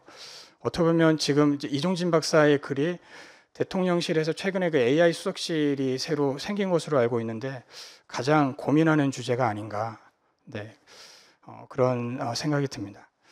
일단 이제 국가 책략을 지금 논의할 때 이 AI와 사이버의 전체적인 그림을 보면 이제 리더 그룹이 있고 뭐 팔로우 그룹이 있는데 결국은 뭐 미국과 중국이 기술적인 선도자의 역할을 가고 있는 것으로 보이고, 또 이제 EU 같은 그룹이 규범 선도자의 상황인데, 그러면 이제 중견국으로서 어떤 식으로 그 국가 책략을 만들어낼 것이냐를 현재 보고 있다면, 약간 경제적인 관점 비율을 쓰자면은 이게 이제 복점인 상황인데, 기술적인 거는 굉장히 복점인 상황이고 이제 듀오폴리적인 상황이고, 중견국으로서는 이제 기술을 선도하기에는 자원이나 역량이 부족하고, 또 규범을 선도하기에는 또 여전히 비슷한 상황이기 때문에 중견국으로서 어떤 식으로 이제 니치 마켓을 찾아야 되는가 하는 그런 문제 의식이 좀 잘 담겨 있는 것 같습니다. 먼저 이제 몇 가지 말씀을 드리면, 이제 국가 책략의 내용적인 측면에서 이게 이제 4차 산업혁명의 국가 책략이기 때문에 그런데 이제 그럼 국가 책략의 2차 산업혁명 혹은 IT혁명이나 정보혁명으로 이야기되는 3차 산업혁명의 국가 책략에 대한 어떤 그런 논의, 뭐 어떤 그런 비교, 기본적으로 그것도 좀 필요할 것 같고요. 그러니까 특히 중견국, 또 우리나라의 경우도 그렇고 동아시아 국가들이 그랬지만은 뭐 발전국가론의 국가 책략이 있었고, 이것이 이제 사이버 AI 세계의 국가 책략과는 분명히 달라질 것인데 어떻게 다를 것인가에 대한 좀 구체적인 논의들이 있으면은 이제 그를 이해하는 데 도움이 크게 될 것으로 생각합니다. 두 번째는 이제 이론적인 측면에서 국가 책략의 이론을 말씀하시고, 뭐 마키아벨리나 볼드윈, 또 뭐 신현실주의, 구성적 제도주의, 이런 그 여러 가지 학자들이나 이론적인 관점을 이야기하고 계시는데, 좀 이론적인 간결성, 그 파시모니 측면에서 그 중에 뭔가를 이제 물론 이제 어떤 학자들을 제시할 수 있지만은 이론적인 관점은 하나로 어느 정도 통일하는 게 좀 좋지 않을까, 좀 이런 생각이 들고, 물론 이제 그래서도 그 케네스 월츠도 이야기하시고 또 뭐 구성주의도 얘기하시는데 그게 어떤 조합으로 나오든지 그런 하나의 포커스를 좀 주는 게 좋을 것 같고요. 그러니까 또 그 전에 어떻게 보면은 이제 국가 책략을 이론화한다는 게 무엇인가에 대한 어떤 그런 논의들도 좀 있으면 좋겠습니다. 그러니까 여기서 사실은 이 국가 책략을 이론화한다는 게 그 바로 그 이해가 저는 이제 이해를 바로 잘 못했는데, 일반화한다는 것인가? 그러니까 우리가 이론화한다고 얘기했을 때 어떤 현상에 대해서 일정한 가정을 던지고 변수들을 통해서 이 현상을 설명하는 건데, 그럼 이제 국가들이 국가 책략을 만들어가는 이런 현상에 대해서 어떤 식으로 이제 그 국가 책략을 어떻게 만들어 나가는가, 뭐 이런 논의들을 분명히 하는 것인데, 이게 좀 더 구체화되고 구조화돼서 논의가 되면 좋을 것 같습니다. 그 글에 사실은 뭐 신현실주의적 내적 균형과 구성적 제도주의적 구조 변형의 조합 정도를 고민하고 있으시는 것 같은데, 이런 부분의 논의를 좀 더 그 구체화함으로써 어떤 이론화 작업을 하는지, 이론의 위치나 성격, 또 혹은 이게 국가 책략을 이해할 수 있는 프레임워크를 제공하는 것인지, 이제 이런 부분을 좀 더 그 확실하게 해주시면 좋을 것 같습니다. 네, 그리고 이제 논문의 중견국의 사이버 AI 국가 책략의 이론화를 위해서 이제 군사 경제 기술의 삼각구도에서 국가 책략 개념이 기존 국가 전략과 어떤 지점에 차별화되는지, 또 새로운 사이버 AI 국가 전략을 어떻게 구조화시키며 접근해야 되는지에 대해서 이 논의를 하고 계시는데, 근데 이제 이 논문이 기본적으로는 이제 기존의 논의와 이제 많은 논의가 말씀하신 대로 없지만 두 가지의 차별화를 해야 되는 것 같습니다. 일단 기존의 국가 책략, 뭐 2차 산업혁명이나 3차 산업혁명과는 다른 그런 방식에서의 차별화, 중견국으로서의 중견국이 아닌 이제 뭐 강대국 혹은 패권국들의 책략과는 어떻게 차별화될 것인지에 대한 논의, 그래서 그 두 가지, 이게 기존의 산업혁명과는 다른 방식에서 차별화와 또 국가그룹 차이에서 중견국으로서 어떤 차별화를 할 수 있을 것인지에 대한 좀 명확한 논의. 그런 면에서 이제 국가 변화, 자리 잡기, 이제 협력 프레임워크를 말씀하고 계시는데, 쉐이핑 포지셔닝, 코퍼레이션 프레임워크를 얘기하시면서 사실은 미국과 중국 얘기가 훨씬 많이 들어가 있습니다. 그리고 일본 얘기도 조금 하고 계시는데, 이게 이제 어떤 방식으로 그러면 중견국에서 이걸 변용해서 어떤 식으로 변모해서 이게 이제 중견국의 전략이 될 수 있을지에 대한 논의도 좀 구체화되면 좋을 것 같고요. 또 최근에 나오는 서버린 AI, 주권 AI라고 할 수 있을까요? 서버린 AI에 대한 논의도 조금은 들어가서 또 구체화되면 논의가 훨씬 더 좀 풍부해지지 않을까 생각이 듭니다. 그리고 미중에 대한 부분도 들어가지만 이제 영국을 비롯한 뭐 유럽연합 또 일본 여러 가지 국가들이 이 국가 책략에서 가져올 수 있는 부분에서 중진국에 적용될 수 있는 사례들을 좀 구체화하고 추가하고 확장되면 글의 완성도를 좀 더 높일 수 있을 것으로 생각합니다. 네, 그리고 이제 기존의 두 분의 발표에 대해서 질문만 하나 좀 던지려고 하는데요. 사이버와 AI에 대해서 이제 사이버에서 들여다보시고 한 분은 이제 AI 각도에서 들여다보시는데, 저는 사실 뭐 사이버나 AI도 잘 모르고 핵에 대한 부분도 잘 모르는데, 일단 이 사이버와 AI가 어떻게 보면 현재 이제 게임 체인저가 돼서 어떻게 보면 사이버 세계도 크게 번역을 가져오는데, 뭐 사이버 AI가 결국 하나가 아니냐, 뭐 이런 논의들도 있는 것 같고요. 그러면 이제 사이버 AI를 하나로 봤을 때는 두 분의 논의가 어떤 식으로 이게 복합돼서 이 국제 질서의 구조적 변환이 어떤 방식으로 증강될지에 대해서 또 사이버 AI를 하나로 봤을 때 그런 식의 논의도 해주실 수 있을 것 같은데요. 네, 그 부분에 대해서도 답을 좀 들을 수 있으면 좋겠습니다. 네, 감사합니다.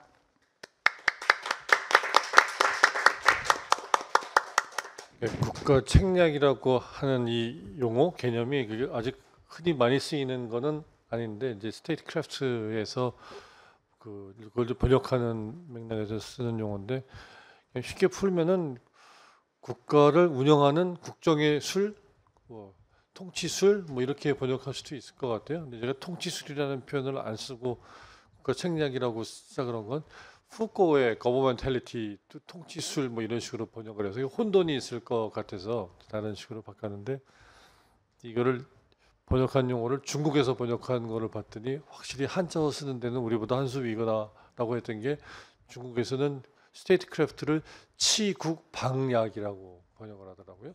방략이라는 건 책략하고 겉이 똑같은 뜻이기 때문에 치국이라는 말이 국가를 다스리는 어떤 책략, 크래프트라고 하는 이런 의미여서, 그러니까 아주 굉장히 격변하는 시기에 나라를 어떻게 운영하고 또 안전하고 또 부국하게 운영을 하고, 그러면서 주변 국가들의 관계 속에서 자주 내지는 독립을 운영할 수 있는 뭐 이런 걸 하느냐, 이런 것 정도의 용어로 생각해 볼 수 있을 것 같아요. 근데 1차적으로는 국제정치적인 차원에서는 안보와 군사와 관련된 분야에서 어떻게 살아남을 것이냐라고 하는 시큐리티 게임이 국가 책략의 핵심 요소일 거고요. 또 그걸 뒷받침하는 경제적인 요소라는 게 되게 중요해지게 되는 상황에 대해서 그 두 가지가 어떤 면에서는 근대 국제 정치에서 스테이트 액터가 해야 되는 어떤 스테이트 크래프트의 핵심적인 양대 요소였다. 대강 근데 뭐 여러 가지 논의들을 통해서 그런 부국 강병의 국가 책략의 내용이 무엇이다라는 얘기들은 많이 밝혀진 것 같아요. 그래서 뭐 우리가 계속 연구해 오고 있는 것도 그런 것이었다면, 저희 뭐 일종의 팀에서, 저희 연구팀에서 문제 제기를 하는 거는, 그런 연속선상에 봤을 때 21세기의 국가 책략의 핵심 요체는 뭐냐, 그 전에 있었던 그 소위 아날로그 시대의 국가책략과 디지털 시대의 국가책략으로 둘로 나눠본다면 그 나누어지게 되는 것의 핵심적인 구성 내용과 그것들을 투사하는 어떤 방법, 형식에서의 변화가 무엇이냐라고 하는 부분이었습니다. 근데 이거는 뭐 사실 그 논의들이 많이 진행되어지고 있지는 않습니다. 그래서 그런 맥락에서 좀 전에도 아까 언급을 해주셨지만 이제 새 정부가 등장하고 난 다음에 AI를 굉장히 강조하고 있는 상황이고 정부의 정책실 내에도 AI 미래 기획 수석을 설치하고 또는 뭐 과학기술정보통신부 장관이나 중소기업부 장관이나 같은 이런 관련된 부처의 장관들도 좀 더 젊은 세대들을 내세워서 뭔가 해보겠다는 얘기를 좀 하고 있는 부분인데 그럼 수석을 만들고 장관을 젊은 사람 하면은 디지털 국가책략 이제 다 되는 거냐? 구체적으로 뭘 할 거냐에 대한 얘기들이 좀 나와야 되는 거잖아요. 더 나가서는 AI 하면은 이 디지털 국가책략은 성공이냐? 다른 건 안 해도 되느냐? 뭐 이런 얘기들도 나올 수 있는 부분들이어서 그런 전체적인 국가적인 목표와 또는 그 국가의 책략적으로 동원해내는 수단들을 어떻게 조합할 것이냐에 대한 부분에 대한 고민이 필요한 것 같고 뭐 저희의 기본 전제는 아날로그 시대의 부국강병 전략과 디지털 부국강병 전략의 핵심 요소는 좀 바뀌는 부분이 있지 않냐라는 거고 그걸 좀 더 초점을 둬서 가보자라는 거고 이 세션에서는 사이버와 AI가 거기에 대한 주제였던 것 같습니다. 마찬가지로 또 하나 중요한 질문을 해주신 게 그러면 강대국에도 국가 책략이 있잖아요. 강대국의 디지털 국가 책략, 미국이 하는 디지털 국가 책략과 중국의 책략과 또는 약소국, 개도국의 국가 책략이 있을 수도 있잖아요. 국제정치에서 차지하는 어떤 위상에 따라서 달라지게 되는 그런 국가 책략의 연속선상에서 봤을 때 중견국으로서 한국이 추구할 디지털 국가 책략의 내용은 뭐가 다른 거냐, 뭐가 될 수 있는 거냐 라는 부분들을 좀 인식할 필요가 있지 않냐라는 질문도 굉장히 중요한 포인트 부분이어서 뭐 답을 해주시겠습니다만서도 앞으로 우리가 계속 발전시켜 나가야 되는 어떤 질문이지 않을까라는 생각이 들어서 좀 강조해서 말씀드려보도록 하겠습니다. 제가 조금 늦게 시작해가지고 시간이 모자랄 줄 알았는데 그래도 약간은 여유가 있는 것 같습니다. 그래서 한 5, 6분 정도는 플로우에 오픈을 해가지고 질문 또는 코멘트 말씀을 간략하게 들어볼 수 있을 것 같은데요. 손 들어주시면 뭐 마이크를 이동할 수 있으려나요? 예, 손 들어주시면은 마이크 이동해서 질문 받도록 하겠습니다. 뭐 질문은 가능하면 뭐 지정을 해서 발표자 중 또는 뭐 토론자한테 질문하셔도 좋고요. 예, 사회자한테만 안 하시면 됩니다. 그래서 해주셔서 질문해 주시고 또 뭐 구체적인 답변이 나올 수 있도록 하면 좋을 것 같습니다. 예,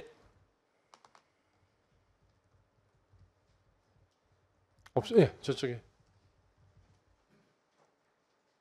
예, 안녕하세요. 인천대 이경석입니다.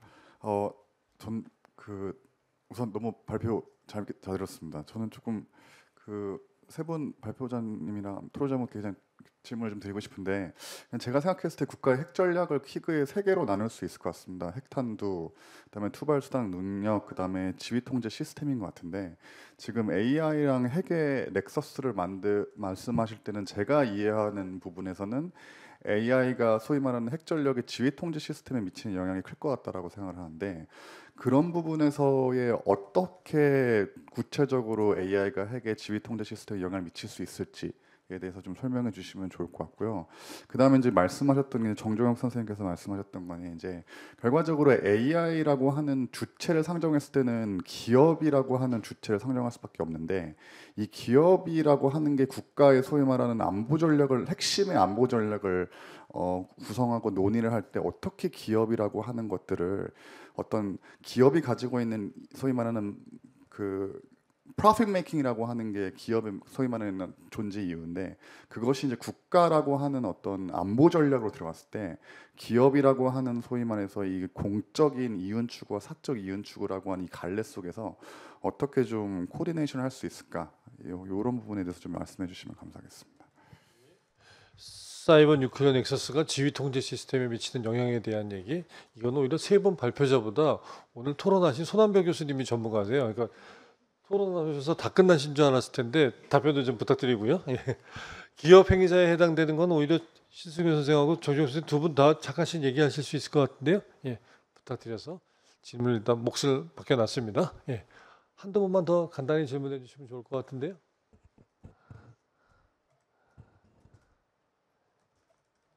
예, 없으시면은 발표자들과 우리 손현배 선생님한테 답변하실 시간을 드리도록 하겠습니다.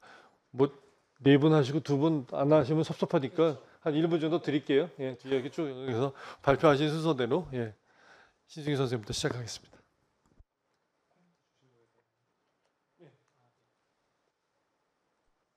네, 굉장히 자세한 코멘트 주신 손한별 교수님께 다시 한번 감사드리고요.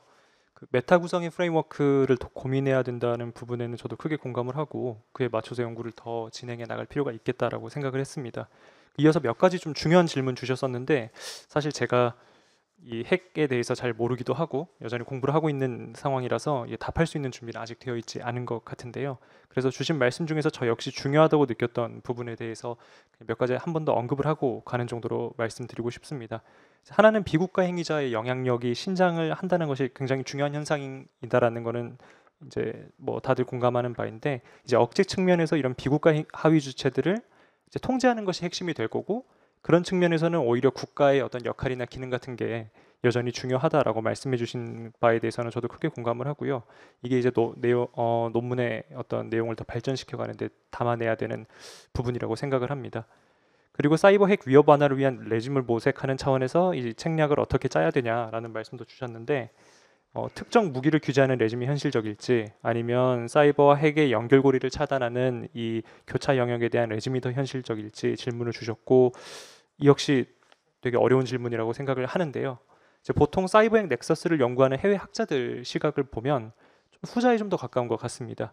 이제 특히 뭐 이 분야 오래 연구하고 계시는 영국의 퍼터라고 하는 분은 두 분야나 어떤 그 두 영역을 분리해서 접근하는 것은 실효적일 수가 없다라고 주장을 하고 계시기도 하고 이 교차 영역 억지 그리고 예방과 처벌이 혼합된 일종의 그런 복합적인 제재가 유리하다라고도 말을 하시는데 그러면서도 또 포괄적인 접근보다는 특정 이슈에 집중된 일종의 애드헉한 그런 접근이 더 나을 수도 있다라고도 뭐 이야기를 하고 계셔서 다 솔깃한 이야기긴 해서 저도 제 논문에 이 내용을 좀 옮겨 담아놓긴 했습니다만 이게 어떻게 보면 특정 무기에 대한 규제로도 나타날 수가 있겠고 또 어떻게 보면 교차 영역에 초점을 맞춘 그런 솔루션이기도 해서 이게 정말 현실에서 실효적인 방향으로 추진이 될 수 있을 것인지에 대해서는 저도 여전히 고민이 되는 부분이 있기도 하고 그래서 뭐 구체적인 논의가 많이 나오고 있지는 않은 것 같아서요.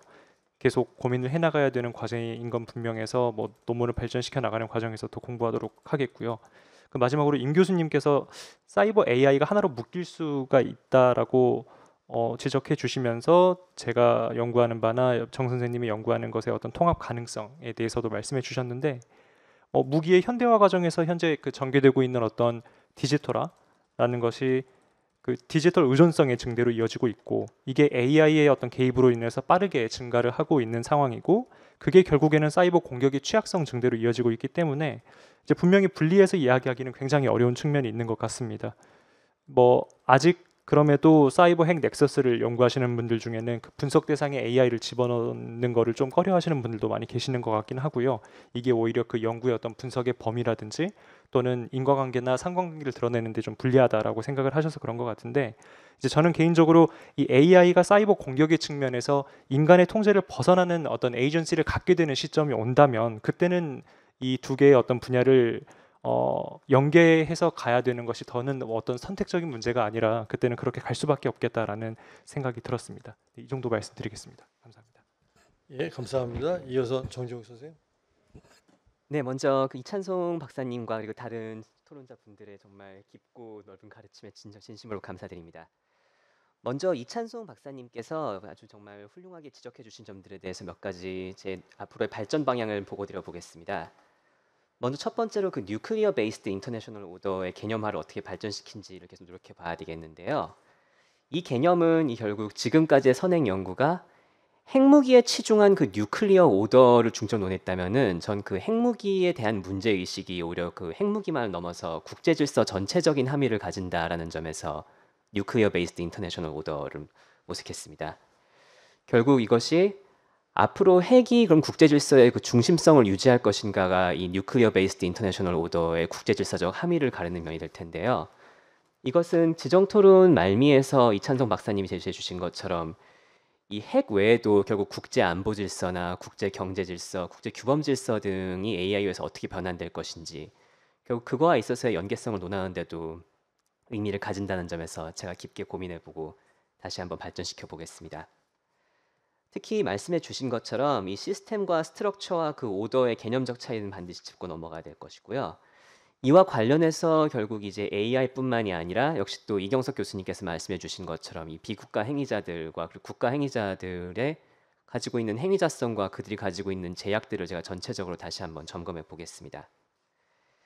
그리고 특히 이찬성 박사님께서 해주신 중요한 지적이 이 뉴클리어 베이스드 인터내셔널 오더의 조직 원리는 꼭 핵에 관련된 협력만이 아니라 그 경쟁도 역시 포괄해야 된다는 점인데 이것은 너무나도 중요한 지적입니다. 사실 제가 이 국제 질서와 관련해서 지적하고자 했던 것도 이 핵 기반 국제 질서가 꼭 국가들만의 이른바 명시적이면서도 혹은 묵시적인 협력이나 합의에 기반했다기보다는 결국 그것이 제기하는 이 압도적인 위험성들이 국가들의 이 경쟁 자체를 추구하게 하면서도 그 경쟁을 제약하게 하는 일종의 부산물적인 효과를 일으킨다는 것이었는데 이것을 제가 보다 인과적인 흐름과 메커니즘을 보완해서 다시 한번 글들을 발전시켜 보겠습니다. 이 세력과 비확산 체제와 규범과 관련된 역시 또 너무나도 절묘한 그 제가 논리적으로 해결해야 될 문제들을 지적해 주셨는데요. 이에 대해서 그냥 소략하게만 제 발전 방향을 말씀드려 보자면은 첫 번째로는 그 경쟁이라는 것은 세력의 불확실성과 관련한 이 논리적 긴장 관련해서 이 기준이 없기 때문에 결국 이 최악의 상황을 상정하고 국가들의 세력 축적이 극단화될 수 있다라는 것이 제 논지였습니다만은 여기서 이찬성 박사님의 지적을 감안해서 특히 이것이 세력의 극단화뿐만이 아니라 프랑스의 예와 같이 세력의 상호 취약성을 증대하는 형태로도 오히려 이런 세력의 추구가 이루어질 수 있다는 점을 감안하겠습니다. 그리고 비확산 체제와 규범 논리적 관련 진장과 관련된 보완점은 상통하는 점이 있는데요. 결국 이 비핵 전략 수단이 부각됨에 따라서 이 핵터부나 그 비확산 체제가 오히려 무의미화되거나 혹은 오히려 그 중요성이 더 부각될 수 있는 가능성이 존재하는데 저 같은 경우는 결국 이것들이 핵터부나 핵 비확산 체제와 관련된 국가들의 제도적 합의와 규범 합의에 대한 공백 상태에 도달할 수 있다는 점에 그 위험성을 보다 부각을 해보고자 합니다. 그리고 마지막으로 이찬성 박사님께서 던져주신 이 큰 질문들, 이 국제 통상이나 국제 안보와 국제법 질서에 AI가 가미되는 경우 결국 그것이 국제 질서 어떻게 되는 것인지, 어떻게 보면 제 논문의 이 분석 범위이자 한계라는 점은 결국 이 핵의 중심성을 상정하고 논지를 폈던 것인데 이것이 결국 핵들이 다른 국제 질서의 섹터나 혹은 도메인들과 어떻게 연계될 것인지 이것을 고민해 보는 것이 이 논문에서 직접적으로 다루지는 못하더라도 그거에 대해서는 이해에 기반해야만 제가 이 글을 결국 발전시킬 수가 있을 것입니다. 그래서 이와까지 감안해서 열심히 또 공부해 보겠습니다. 그리고 마지막으로 역시 또 이찬성 박사님께서 주신 질문, 이 AI가 결국 이 국가들의 전략적 우위 추구를 통해서 이 AI에 의한 일극 체제가 가능할 것인가라는 질문을 던져주셨는데요. 결국 이것은 AI가 패권 안정론적인 차원에서 우리 전략적 안정성을 증진할 수가 있는지 아니면은 그 패권 자체에 대한 쟁탈을 통해서 우리 전략적 안정성이나 그런 평화를 약화시킬 수 있는지 혹은 이 AI의 발전이라는 것이 꼭 세력을 집중시키는 것이 아니라 오히려 여러 국가들이 AI에 접근하게 할 수 있음으로써 일종의 그 핵 확산에 준하는 세력의 확산이나 혹은 전략적 안정성을 변화시킬 수 있을지에 대한 문제이슈로 이어질 텐데요. 이에 관련해서는 역시 너무나도 좀 열띤 논쟁이 진행되고 있는 주제이기도 하고 제가 또 다른 형태로 지금 작성하고 있는 연구에서도 다른 논의이기 때문에 이 지적해 주신 점을 토대로 제가 보다 고민을 한 다음에 이것을 더 명쾌하게 반영할 수 있는 글을 만들어내도록 하겠습니다. 그리고 마지막으로 이제 임혜용 교수님께서 질문해 주신 이 사이버 AI를 구별할 수 있는지 그리고 이 사이버와 AI를 통합해서 이해할 경우 그 논의는 어떻게 달라질 것인지 이것은 역시 또 제 존경하는 신승희 선생님과 함께 또 말씀드려야 될 점입니다만은 먼저 사이버와 AI의 그 서로에 있어서의 불가분성에 대해서는 역시 많은 이런 논의가 이루어졌고 특히 그것을 구분하는 것도 아마 어렵다고 생각합니다만은 이것이 AI의 사이버는 보다 좀 공간이나 영역적인 것을 제시하는 것이고 AI는 이제 그와 관련된 행위자나 혹은 이런 세력의 승수, 수단 그리고 이와 관련된 다이나믹스나 그런 메커니즘의 변화를 주장하면서 엄밀히 말해서는 분석 수준을 약간 달리한다라고 볼 수 있겠습니다. 특히 그런 점에서 극단적인 예를 들자면은 이제 AI를 거치지 않은 사이버 영역의 활용이라는 것은 역사적으로 많이 전개돼 왔고 또한 AI가 반드시 또 사이버를 통해서만 전개되는 것이 아니라 아주 실물 체계와 다양하게 결합돼서 존재하고 있기도 하기 때문에 어떻게 생각하면은 이 AI와 사이버에 있어서 저희가 이 중요하게 논해야 될 것이 그 차이를 인식하면서 그 차이를 어떻게 활용하는 것이 앞으로에 있어서의 국제 질서의 향방과 한국의 그다음에 그 국가 책략 논의에 있어서도 중요한 함의를 던질 것이라고 생각합니다. 하지만 반대로 이 AI와 사이버가 통합된 이 AI 넥서스를 감안할 경우에 이 국제 질서에 대한 논의와 그다음에 신승윤 선생님께서 논하시는 국제 질서의 안정성은 어떻게 달라질 것인가? 이에 대해서 많이 제시되는 것들이 이른바 뭐 고속성이나 자율성 등을 통해서 전략적 안정성이 저해될 수가 있다. 이런 것을 신승윤 선생님께서 매우 상세하고 깊게 논의해 주신 것이고, 저 같은 경우는 역시 이 AI와 사이버가 결합됨에 따라서 이 전략적 안정성이 약화되는 것은 물론이고 그 조직 원리 자체가 변환될 수 있기 때문에 이에 대해서 우리는 국제 질서를 달리 논해야 될 것인가라는 것이 결국 제 연구였다고 할 수 있겠습니다. 이에 관해서는 제가 역시 또 신승윤 선생님께서도 많이 배우고 또한 같이 논의를 연계해서 보다 더 깊은 대답을 드릴 수 있도록 준비하겠습니다. 감사합니다. 예, 이종진 박사. 네, 시간이 다 된 관계로서 저는 간략하게 말씀드리겠습니다. 이명 교수님께서 말씀하신 뭐 2차, 3차 산업혁명에 관련돼서 발전 국가론이라든지 그 부분에서 그 구체적으로 논의한 다음에 그와 차별화된 4차 산업혁명에 대한 이 AI, 사이버 AI의 국가 책략 좋은 지적이라고 저는 생각합니다. 그리고 두 번째로 이 중견국이 가지고 있는 국가 책략 어떻게 차별해야 할 것이냐.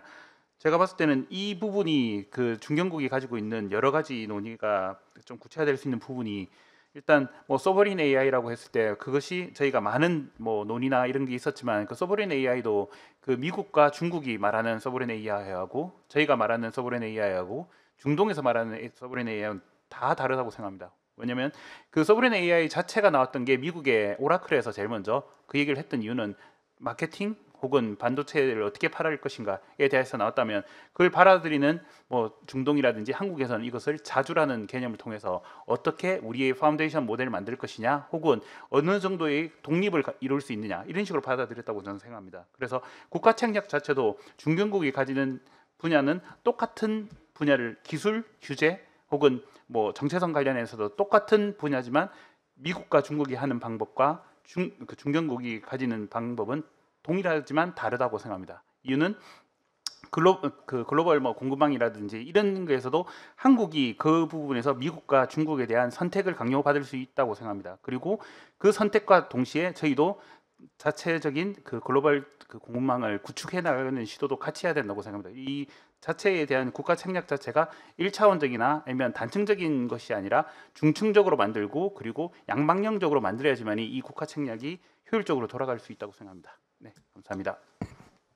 네, 고맙습니다. 손한배 교수님.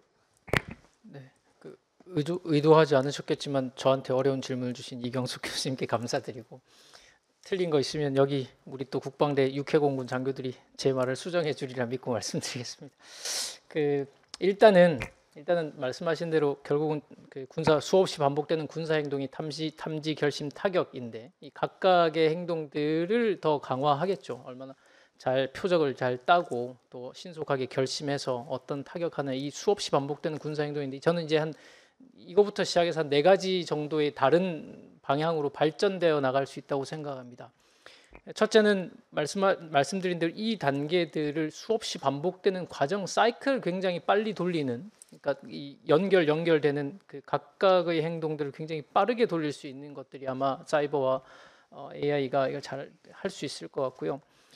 두 번째는 좀 더 군사적으로 보면 좀 더 관심 갖는 건 결국 최적화시키는 실시간 표적화 문제. 타겟팅 사실 핵과 관련된 타겟팅이 제일 중요한데 군사 행동에 있어서 이 각각의 무기 체계와 연결도 해야 되고 그러니까 결국은 실시간 표적화라는 건 얼마나 이 표적의 성격과 특성과 부수 피해를 가서 표적을 정확하게 따는 게 중요한데 획득하는 게 굉장히 중요한데 이 문제가 표적을 따면 그 어떤 수단으로 타격할지 결정을 하고 지금 계속 나오는 것처럼 핵무기로 할지 어떤 크기의 핵무기로 할지 어떤 재래식 무기로 할지 또 어떤 플랫폼을 가지고 쏠지 이런 것들을 결정하고 또 하고 난 뒤에 그것을 어떻게 효과를 평가하고 뭐 이런 실시간 표적화의 문제가 굉장히 중요한데 이런 것들에 있어서는 지금 굉장히 이 비대칭성을 상대방의 비대칭성을 굉장히 강화시킬 수 있는 거죠. 이걸 얼마나 빨리 할 수 있느냐는 사실은 압도적으로 지금 뭐 이란 이스라엘 전에서 보는 것처럼 굉장히 중요한 문제라고 생각합니다. 다음 단계가 되면 이제 우리가 우다루프라고 이야기하는데 결국 이 탐지 결심 타격 앞에 있는 오리엔테이션 결국 이 인지와 연결되는데 이게 핵과 인지가 연결될 때 이 인지 영역을 어떻게 할 땐 결국 AI가 좀 더 많은 역할을 하겠죠. 그러니까 이 핵과 사이버의 그러니까 핵과 인지의 넥서스를 어떻게 할지는 또 사실 또 다른 문제이긴 하고 굉장히 어려운데 또 더 걱정되는 건 이걸 또 무한히 상황을 막 쪼개기 시작하면 걷잡을 수가 없습니다. 그렇긴 한데 이 제논의 역설처럼 막 무한히 쪼개면 되겠지라고 하지만 어떤 현상에 있어서 굉장히 같이 생각할 수밖에 없는 일이기도 하고요. 하지만 어쨌든 이 우다루프에서 5의 단계가 그 앞 단계가 굉장히 세분화돼서 더 이제 쪼개져서 하는 데 있어서 아마 사이버와 그 AI의 역할이 굉장히 커질 것이고 뭐 마지막이지만 뭐 중요하지 않은 건 아니고 결국 간과하면 안 되는 것이 결국 회복력인데 물량 소진 상대방과의 물량 소진에서 있어서의 군수의 문제 뭐 만들어내고 또 이렇게 공급하고 하는 문제도 굉장히 중요하고 또 우리 공방 균형에서 가장 핵심 균형이 결국 미사일 방어 체계이지 않습니까? 이런 면에서 보면 AI와 사이버가 NC3뿐만 아니라 NC3 좀 확대된 NC3에 어떤 영향을 미칠지를 같이 한번 고민해 볼 필요는 계속 있을 것 같습니다. 이상입니다. 두 분 혹시 하신 말씀? 예. 없습니다. 더 이상 붙일게요. 예. 마칠 시간이 된 것 같습니다. 예. 굉장히 지금 여수에 와서 진행하고 있는 그 한국사이버안보학회와 한국국제정치학회 공동 그 세미나 시리즈인데요. 지금 바깥으로 내다보이는 여수 항공가요? 굉장히 눈이 부신 그런 날에 앞으로 우리 미래를 좀 더 밝게 헤쳐갈 수 있는 그런 연구들이 오늘 이번 세션을 통해서 좀 전개되었으면 좋겠습니다. 오늘 세션 이외에도 저희 오전에는 글로벌 거버넌스와 국제 규범과 관련돼서 사이버 AI와 관련된 그 세션을 진행했고 오후에 두 세션은 미일 중로와 유럽과 북한과 관련된 사례 연구들이 진행이 됩니다. 또 이거 이외에 저희 한국사이버안보학회와 정보세계정치학회가 9월 12일에 중견국의 사이버 AI 국가 책략이라는 제목으로 또 전일 컨퍼런스를 좀 구성을 해서 이런 연구들이 계속 지금 발전되어 나가고 있기 때문에 많은 관심들을 좀 가져주시기 부탁드립니다. 이 정도 말씀드리고 오늘 세션은 마무리하도록 하겠습니다. 감사합니다.